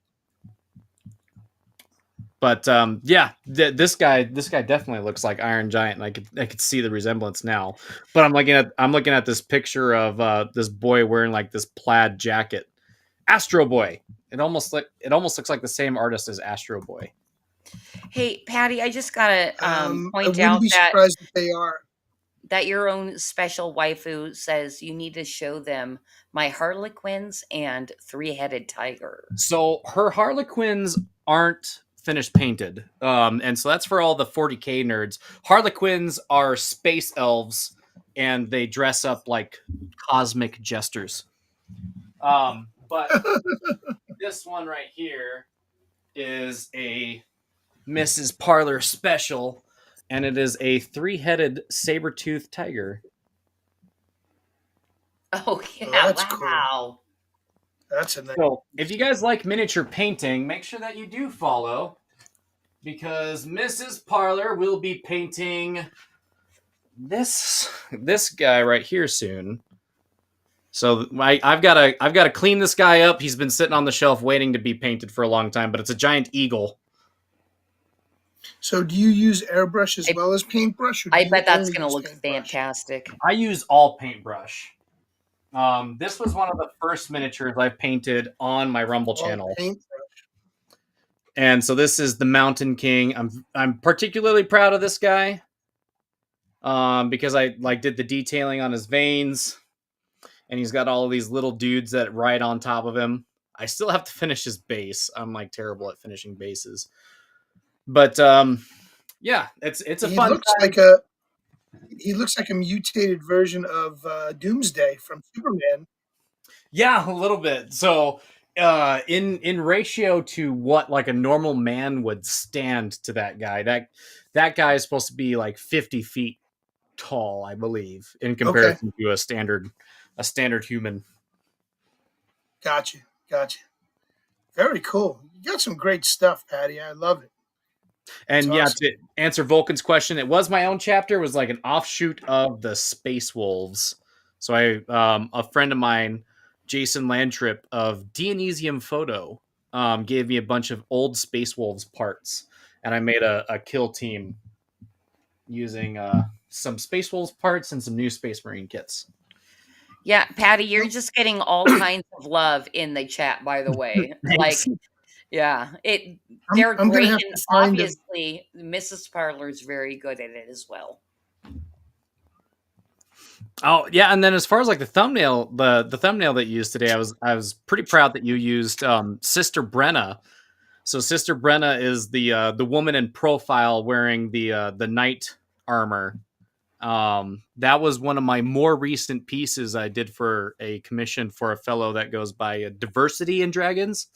He's got a great channel on Rumble. And between him and these guys named Black Lodge Games, they've commissioned me to draw some of the coolest things. Some of them I can't talk about yet because the projects are still under wraps. But yeah, between my miniature painting and my drawing, it's been excellent. I don't necessarily pay my bills with my art, but getting paid to do my art again is pretty surreal. That's one of my missions as well. I have about 50 side missions in my life right now with publishing Flip City, and what because I've realized in like kind of promoting our own thing, like I'm actually kind of a good connector. And I'm like, you know what? I might make a good agent. So that might be in the future, you guys.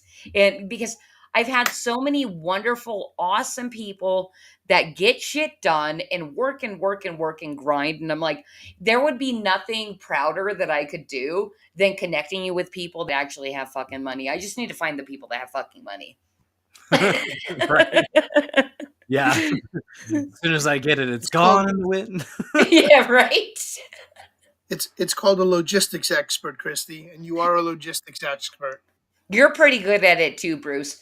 Like I was telling Patty even before you got here, is I'm very much I sit back and look and analyze like how people communicate and things like that. And I've done that with you, sir, because you shamelessly promote.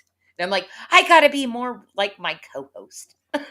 Yeah, I got to work We on that too. It's there's an author that I extremely admire on X right now. She goes by the name of Alyssa Hazel, and she wrote this book called The Third Test, which I'm listening to as an audio book, and it's wonderfully narrated.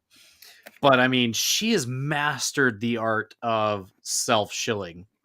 And I think really what it comes down to, and I've seen my buddy Nick of Phoenix Press also do this, where he turns marketing into a meme.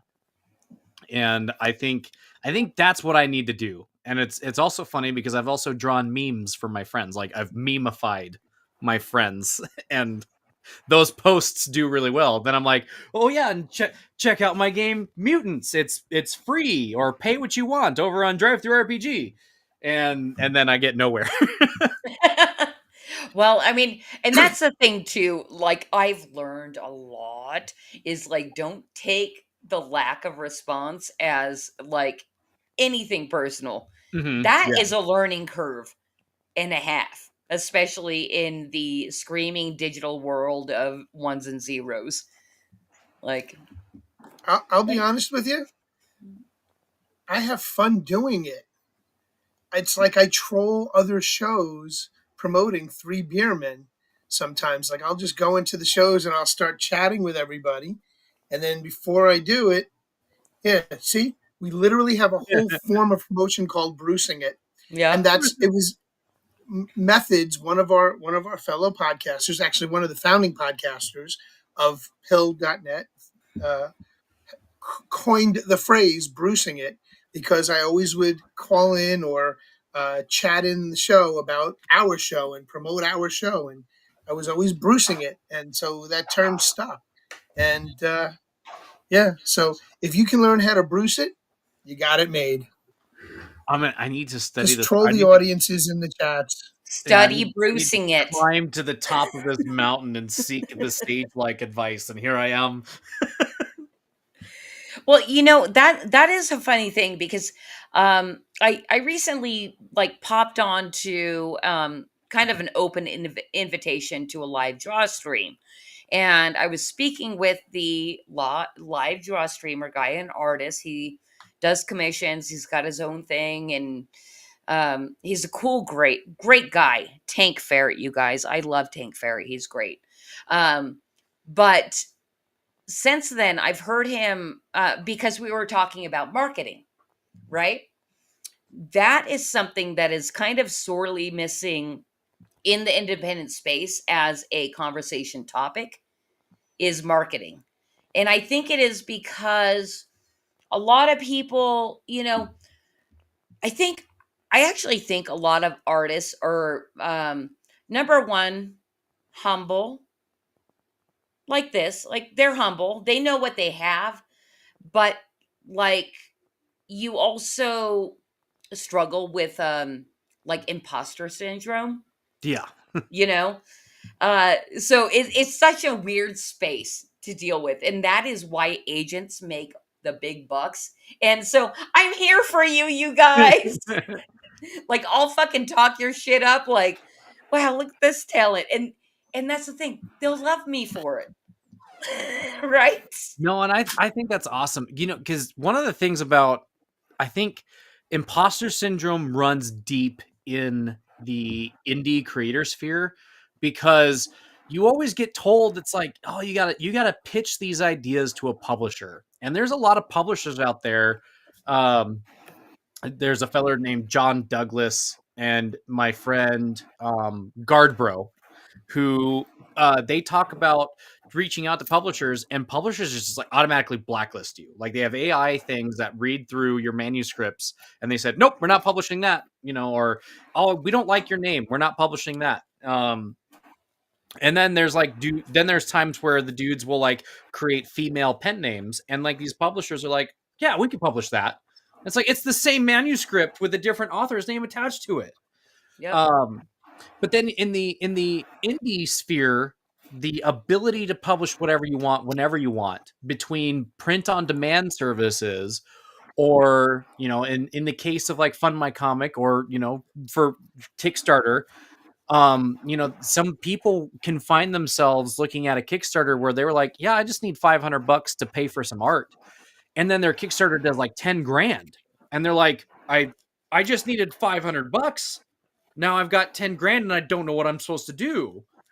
That imposter syndrome runs really deep. And some of these guys, like my friend Victor Gorchev of Scrying Dutchman Games, I don't mean to call him out. I wouldn't necessarily say he says this to me privately, but he said it to some of my other friends enough to where he's like, yeah, dude, I really suffer with imposter syndrome. And I'm like, why? You're an amazing creator. Your layout is great. You have an eye for real good art. Your rules are solid. What do you mean you have imposter syndrome? And he's like, I just don't understand how I've made it this far with so little. Like, okay. That just means his art is really good. Right. So his books are he's really good at commissioning artists. So he's a really good art director. But like my That buddy, the basic that's a expert, talent in yeah, itself and that is a as well. talent, being able to communicate with your artists to get the perfect piece every time. Like, man, there's not a piece that I've seen commissioned by Victor from any of his artists, whether it's this Noland guy that I've seen him work with, or man, or one of my other friends, the basic expert. Like, my friend Victor has brought to life some of the coolest modern fantasy pieces I've ever seen in my entire life. And it inspires me to like work harder and to up my skill level. So like you were saying, being an art director is a skill in itself, being able to bring that vision to life through other stuff. Just like Steven Spielberg or whoever, like, well, Steven Spielberg in his prime anyway, but like really good directors that can turn what the image of their movie in their head looks like in real life. You know what I mean? Like, art directors deserve that level of praise too. Yeah. All right, fantastic. And Patty, I think I do want to close it out for tonight because we're getting real close to our 2 hour mark, which is kind of the tops for creative chaos, you know. But I do see 32 people are watching right now. If you haven't already, do me a solid and like, share, subscribe, all those things help the algorithm. But Patty, I have to brand you. Like, I fucking love you, dude. Thank Like, you. I feel like it's almost too soon because I never really met you, but like you here's the thing. Like, I just like genuine people, and you obviously are that, you Thank know. you. So I love you. All right. No, well, Deal I with love you it. guys. Thank you for having me on. It was such a pleasure. Yeah. No, no, no. There's another segment. Oh yeah. We're gonna get to all your links, okay, sir? Let's send it. But Real what quick, yeah. good night to Aaron Moriarty. He's heading out. Good night, Aaron. Oh, bye, Aaron. Aaron. Thank you for stopping by and liking and all that stuff. All right. So I have to brand you. And what a branding comes with is a permanent invitation to come back to Flip City Fafo streams where we do live reads and all that shit of Flip City stuff. And also the branding segments, I really do try my best to kind of make it fit with my guest. And so I prepared a thing for you tonight about gaming. And cause if we just bring up the first slide, I'm going to tell them. All right. So this is Flip City Gaming section, which we often publish throughout, you know, various issues of Flip City. And I picked 4 out, and those are coming up next, which you're going to see, and you're going to pick one to read. So, what Flip City do you want to read? Oh Life man. Consequences, Assassin's Creed, George Floyd Sama, Equity the Game, or SimCity 2023, More Malarkey Edition? Does the more malarkey edition have anything to do with Biden? I I just cut it apart and made the slides. Like, I don't read Flip City. All right, yeah, let's do the more malarkey edition. All right, this is actually the shortest one, so and you just read it. You want me to read that? Yep. Okay. Back in the day, bigoted gamers played SimCity games where they turned a tiny village into a thriving metropolis. Boring! In the newest edition, you will take over management of a beautiful they say that, folks, beautiful American city, and make it a little more interesting. Close down police stations to make room for drug users. Pay people to start fires to boost your social media visibility if you're using Truth Social. If your popularity drops, claim that you've been threatened in order to gain sympathy. and surround your headquarters with barbed wire and private security. They would do better job with walls. Yes, I hear walls are great. But request federal aid when funds are running low.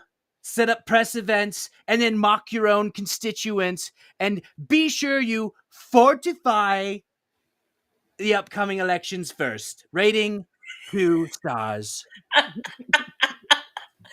Holy shit, Patty. I think that might have been one of the best branded reads in history. We got Carrie saying you got Trump on the show, and Vulcan lives giving the tear emoji. Very good. Yeah, so I knew it from Malarkey. It was meant for me. That's exactly what I thought when I was like, oh shit. Because I cut this apart. Which, by the way, you guys, you have to remember when I'm making these slides, I'm making them for the digital thing, and I'm like just cutting shit out of Flip City. So our actual format in the print magazine is much better, but that one wasn't too bad. I'm glad he didn't pick a slide that looked kind of shitty. Dude, the lure into the George Floyd Sama, man, I was like, man, that I think you I would could have read liked that one could read too. that one. Well, so here's the thing too. Like when I'm picking these things, I'm like, what content can I reuse at least 4 times? That's called recycling. It's very earth friendly. It's good idea. Great job. Thank you, but I still print in print. That's okay too. Eh, Yeah. You never know when you're gonna need paper. Anyway, I hope you guys enjoyed that. Vulcan Live said it was absolutely epic, and that was so great. So Patty, thank you so much for joining the Creative Chaos stream tonight. I can't wait for you to actually do a crowdfunder, and you're absolutely welcome back for when you do. So when that happens and you plan it, just get in contact with me. My modus operandi is I don't book anything more than 6 weeks out for those people that want to come and promote. So, and that's also for anybody out here watching tonight. Just know that. DM at Kitty Flip City if you want to book a spot on Creative Chaos. Personally, I think this is one of the funnest fucking shill shows you can be on. There's no drama and it's all fun and love and happiness.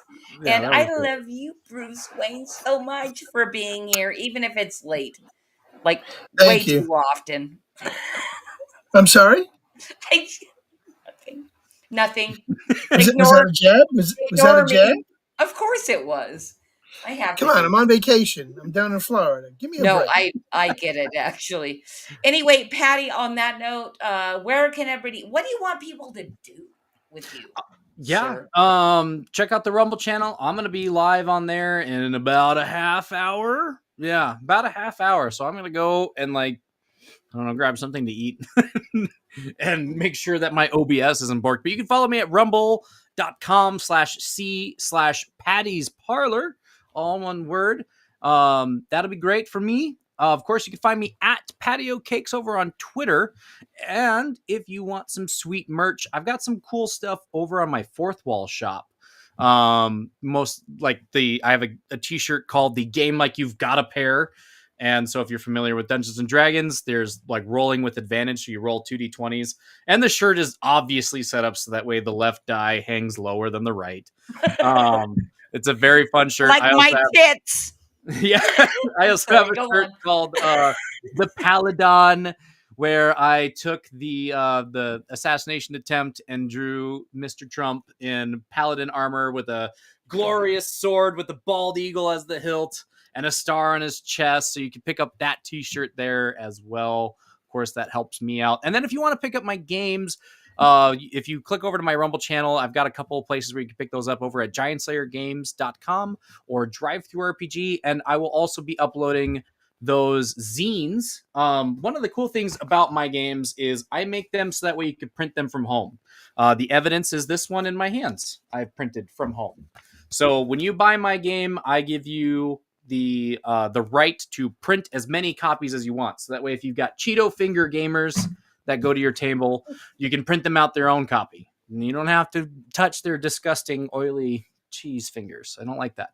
So yeah, kind of like what you were saying about like bringing stuff back to that 90s kind of grungy underground. I think this is where it's at.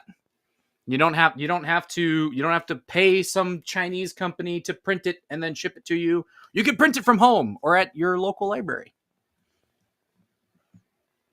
Oh, Bruce, you're muted. You're muted. Shit. He was like, Tell me banging one more us on the time. head. Tell me one more time where I can find that T-shirt. Here, I'll give you guys the link here. Oh, I have it here. It's Fourth Wall, right? Yep, patiocakes-shop.fourthwall.com. So That, Oh, by one the more time, way, Patty. it is in the description of the video here, and I'm dropping it in the chat right now. yes, there it is. I'm not in the chats. Dang it. It's in the description of the video. You know, Flip City Magazine on YouTube. Go click on it, Bruce. Oh, Wait. there we go. Oh, Hold on. well, that's the thing though. Bruce does like to buy shit live, so we're gonna let him do it. Oh, no way. Thank you. Yeah, It's Patty O with an OH cakes Got that. dash shop Shop dot fourth wall. fourth wall. and fourth wall is spelt out, so it's FOURTH. Thank you for that, actually. The site cannot be reached. Try reloading. No. Put HTTPS Hold colon // Did you get the hyphen between patio cakes -shop? Yeah, I did. Okay. Did I spell fourth wall wrong? I did. I spelled fourth wall wrong. I forgot the U. Which All right, actually, let's try that I- one more time. I've heard fourth is not spelled with an actual U. Okay, I It's got game like you got a FORTH. pair. Yeah. I've heard that. I see Okay, that. good. I see. Is this random encounter? Oh yeah, that's a sticker. That's a sticker of one of my friends, Harmony Ginger, who is a pretty prolific tabletop role playing game thinker. Okay. And What okay, does that mean? save versus death. Is that the one? Yep, save versus death. That's the Paladon T-shirt.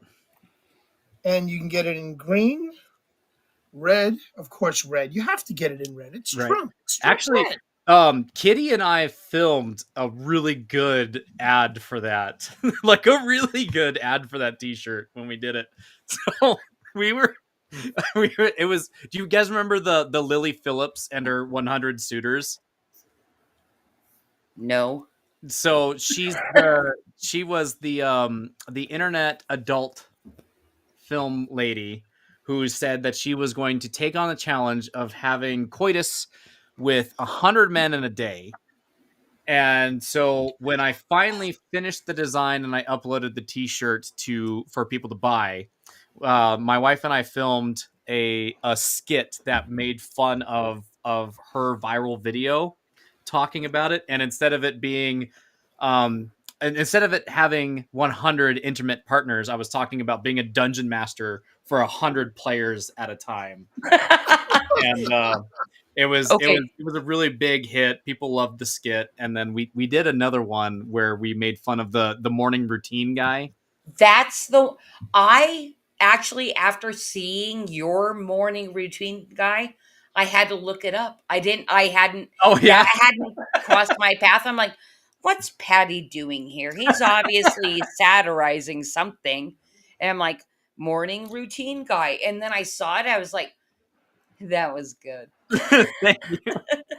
Yeah, dude. There's a bunch of parody and satirical nonsense that Kitty and I like get up to in our like everyday conversations. So she's a perfect person to bounce off of. We got a couple of other projects, and each project is bigger than the last. So we're gonna see how this next one pans out. Woo, woo, woo, woo. So I don't know if you guys can see me, but it's just going through now. Complete your payment in the open Google window. Give me a second. So Almost Bruce, there. are you an extra large? I am. Which I am by an the extra way, large. I'm a girthy son of a gun. only because we're in like promotion section. I fucking love Chill Kid. That was the opening house band tonight. Thank you, Chill Kid, so much for letting us use your music. We're trying to figure out our opening because we don't want to get struck down by YouTube anymore, but we also want to highlight independence in every manner we possibly fucking can. So if you are an independent musician or no one, let me know, please, because I would love to keep our opening being independent music, but it is really hard The to band that I was find telling you them. about earlier, Gunship, I I think that they had an open call to allow people to use their music during their streams, and they weren't going to strike it. Okay, I'm gonna have to jot that But down. I followed Chill Kid after you had brought it up. So Oh, good. I'm glad. You seem like a person that kind of likes that EDM music. so Oh, order thank you confirmed. so much. Yeah. Did I can't wait for you to get it? Thank you. Thank you. Now, just because I know you to be a Trump fan, just because of that painting behind your head, and now that I know that you do the micro minis, the miniatures, I had ordered a bunch of three-dimensionally printed Trump heads that go on one of those character figures similar to what you paint. And if I can find them, I think I bought like 4 or 5 of them. I didn't realize how small they were, Yeah. and I am not into those miniatures in the 3D printed realm. I'm an old lead I'm an old lead and lead figure guy from the D&D days, and I still have most of my lead figures. I have an Archangel Michael figure that I wanted to turn into a necklace for the longest time, but it's because it's lead, it's soft and pliable, so Hmm. I'd have to get somebody to do a mold casting of it or digitally transform it into a 3D thing. And it sounds like that's kind of right up your alley. I don't know if I sent you pictures of it, if you could maybe do something with it. So 3D sculpting isn't something that I've done yet. I've done Yet. I've done modifications to existing miniatures. Okay. I don't have So I any. got to send you the Trump heads when I find them. You can put Trump's head on the Yeah, robot bodies. yeah, I could definitely do that. I wouldn't be able to recast it. That's outside of my skill set. But if you wanted to, you could check out a website called Titancraft, titancraft.com, and you might be able to remake the miniature because they basically like they have different 3D assets, and they should have a whole bunch of angel stuff. And if you fidget with it long enough, you could recreate it as a 3D model and either print it yourself or have someone else print it for you. I'm not that capable. You got to realize something.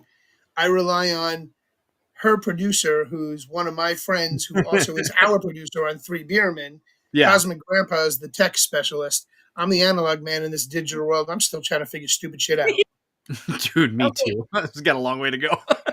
I have got a long way to go. No, no. Please. Born in 1992. Bruce, what were you doing in 1992? Planning my wedding, and I I'm currently didn't. planning my divorce. I didn't get my first computer until after my deployment, and then I didn't get my first smartphone until a year before I married Kitty. So I mean, if that helped, and like I said, I'm still like the biggest fan of board games and All tabletop right, games. listen. Shut the Very fuck up. technologically. Shut the fuck up, you baby with You a beard. Okay. Fucking weirdo. Yes, I will. I'm sorry. This is what creative chaos is all about. I swear, I'm not jealous of how young you are, and wise, by the way. Thank you. So holy shit. So 90 is you are a millennial. Hmm. All right. Tell me real quick, because I would assume that you kind of like hang out in your own age group ish. Like, are there more based millennials than we know? Yes, and a lot of them are very adverse to being on social media. It's actually incredibly so. Kitty and I, like our immediate friends group, we're all within 4 or 5 years of each other, one way or the other. And I don't know if it's just by nature, like geographically where we're at, that we all turned out based. But talking to these guys, um, like my buddy Sean, he's from Oregon. My buddy Kyle, he's from the Ozarks. My buddy Taylor is from here. I'm from Vegas. I'm the one person from my graduating class that I know of that is quote unquote based. All of my high school friends that I grew up that were like, "Oh yeah, Patty's cool. He's our brother." Man, they shucked me off that friends list and didn't invite me to the high school reunion. And they're like, "You changed, man." And I'm like, "No, I haven't. No, I haven't. Right. You're And exactly the same person you were. Yeah, the They all same changed. president of Dungeons and Dragons Club that I was back then." right. Well, let me ask you this as well then. Um is based, but then also this following word, cringe.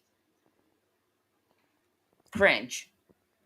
Does So that make sense? dude, cringe goes both ways. There's like frog friend cringe where it's like I am cringe but I am free, right? Right. And then there's cringe where you it really triggers, and I mean that like in the old sense, not like I'm triggered, but it does. It triggers like a ugh, oh, A visceral response. right, a visceral response. I was showing this video to Kitty, and it's this dude, and he's got like these blacked out contacts, right? And he's this scrawny, fucking doughboy looking dude, and he's got a black button up shirt, and it's undone all the way down. And he's like, "Are you an alpha male? Because I'm the strongest.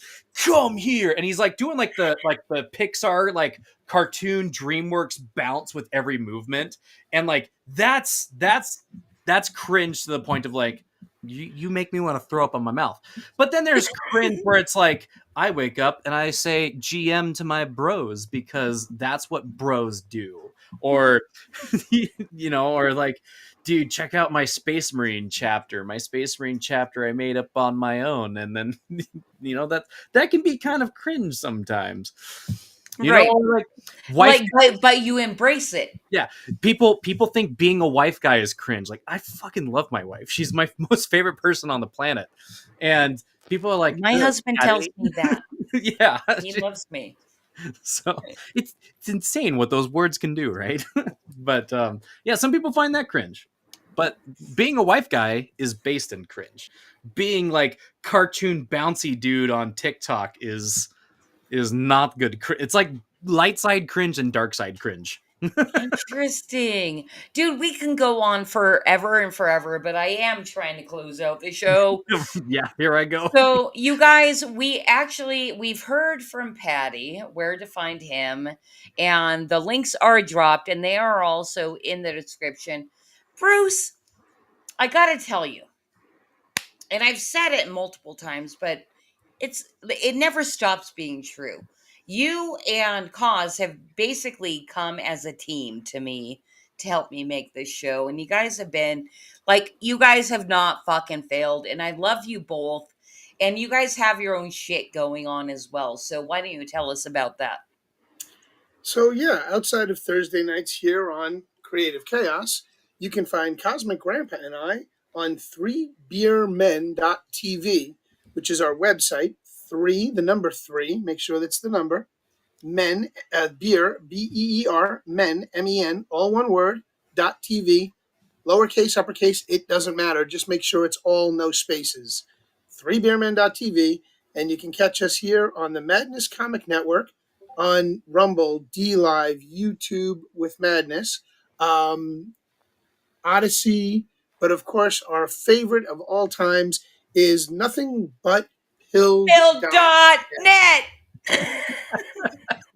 Foxhole, the foxhole.app or pill.net. Pill.net is the parent corp, and the foxhole.app is the underling, if you will. And we've been on that since almost inception. I think D Live has Foxhole beat only by one episode, and it was lost.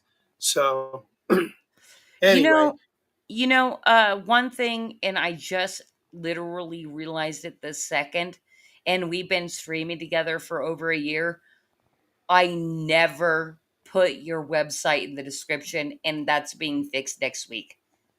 oh, thank you. I've never done it before. Like, duh, Christy, you fucking Yep. idiot. So 7 o'clock Big Apple time, 4 o'clock avocado time every Sunday. 3 Bearmen goes live, and depending on who our guest is or what we've got going on, we've got all different kinds of segments. But we talk about pop culture, technology, and beer, and we have fun with it. And it's kick back, chill out, cozy AF on a Sunday night with the 3 Beermen and our beer bird, who I hope will be back this weekend. But I'll talk to Cosmic privately. In the meanwhile, uh, yeah, I'm looking forward to getting my shirt, Patty. Thank you very much. Thank you so I much. do want to find out where you got, who you got that Trump piece from. Yeah, I need one of those. I'll tell you. Okay, and Patty I'm can still tell you waiting. too. I'm still waiting for your girlfriend who was going to auction off that piece that she did, and then I told her to make prints of it, and then I want a print. I'll contact her about that. I It want was a the I want a Trump. print of that. It wasn't the fight. It was the other like iconic image. But yes, It was the I one I where will he's on the I will ground. contact our very own Kelsey Cade to see if she has sold that or not. Yeah, I saw because that other was things priceless. where she was trying to sell it. She's trying to I'm sell sorry. it. She was trying to sell it for the same price that you offered her. Anyway, that's all backstage talk. In the meantime, you guys, Flip City Magazine, it looks like this. It's a comic satire magazine that is not cringe based, or it is cringe based. I don't know. Like it fucking rocks basically, Fucking rock. right? That's what matters. Yeah. It really rocks. You can get that at flipcitymag.com.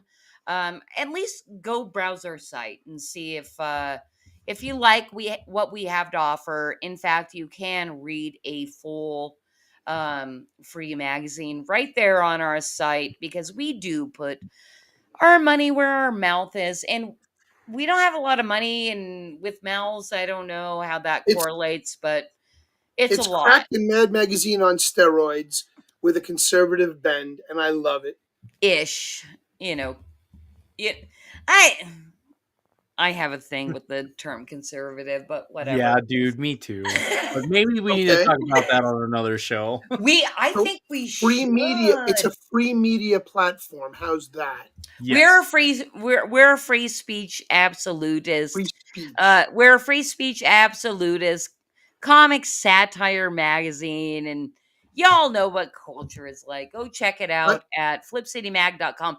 But the more important thing is, and Patty, I hope you like I hope I hope you're not a guy that just talk stuff, and you actually are a person that comes out and shows up, because this Saturday on Madness Comic Network we are doing our very last collaboration for the Flip City is Madness collaboration, 2 p.m. Eastern, where we're doing live drawing on the topic of Mirror Mirror on the Wall, which basically you're showing the reflection of a true celebrity, the celebrity's true essence, and that can get dirty and weird and raw. And Patty, you did tell me you wanted to participate, so if you still want to do that, I let me do. know. But my idea, I don't know if I can draw it. Wait, Shut the I fuck got one up! for you, You're Patty. gonna draw it I, kn- live I got this Saturday. I don't know if I can. I'll tell you the reason why Get later. So you SmackDown. oh, Saturday SmackDown. I don't know if I could. When you told me about it, I already came up with an idea like the moment, and I was like, nope, you can't draw that on any website. Well, maybe a couple of them, but not the ones that I'd be found on. Hey, Patty, I got one for you. What's up? Tom Hanks with a rainbow strap on, doing it to the volleyball from his movie Stranded, Oh my Castaways. gosh. Yeah, not exactly the idea that I had. All I'm right. curious. I don't know. Maybe I'll draw something up. I am extremely busy on Saturday, but 2 p.m. Eastern. So That that's would be 11 Pacific, 12 your time, noon. how long does it Noon go for for? you. It goes for 2 hours. And here's the other thing, you guys, just so you know, anybody that is interested in participating in the competition, you don't actually have to live draw. You can just submit something. And in the chat, I am putting the link to the description of basically all the rules, what you can win, all that kind of stuff. It's about 3 minutes, and I'm super duper cringe. Like, I can't help myself. Like, I have a fucking lisp, like, and I talk slow. So I sped it up to 1.5. It's 3 minutes. Watch it. Submit to us. Submit to me, fellas. And that's about it. Like, seriously, we're super serious about this collaboration. It's a fun thing. It literally is fun. And you have a chance to get a quarter page ad in Flip City Magazine, which has national, actually international distribution. And look at our website. Like, Yeah. fucking, like, we've worked really hard on this shit. Like, you can, I've made it so easy to research Flip City and our distribution and blah, blah, blah, blah, blah. Like, partner with us, have fun with us. Like, let's do it. Yay. Creative chaos. Well, all I right. don't know why I fisted you, Patty. Yeah, The fighting Irish. I think. And on that note, we're gonna end tonight. Bye, guys. This is where we wave. Bye. See you Bye. next week. Thank you so much.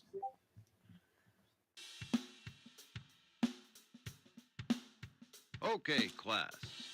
List everything insensitive, exclusionary, bigoted, nationalistic, misogynistic, and offensive that you can find in history's great myths and legends.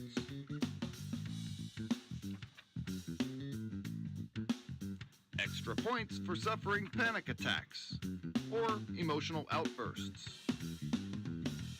Fact check every opinion against the lived experience of your comrades and allies, so you can avoid forming a criminal opinion. Scrutinize it cover to cover. Wrongthink, misgendering, dead naming, misinformation, microaggressions. Leave no page unturned.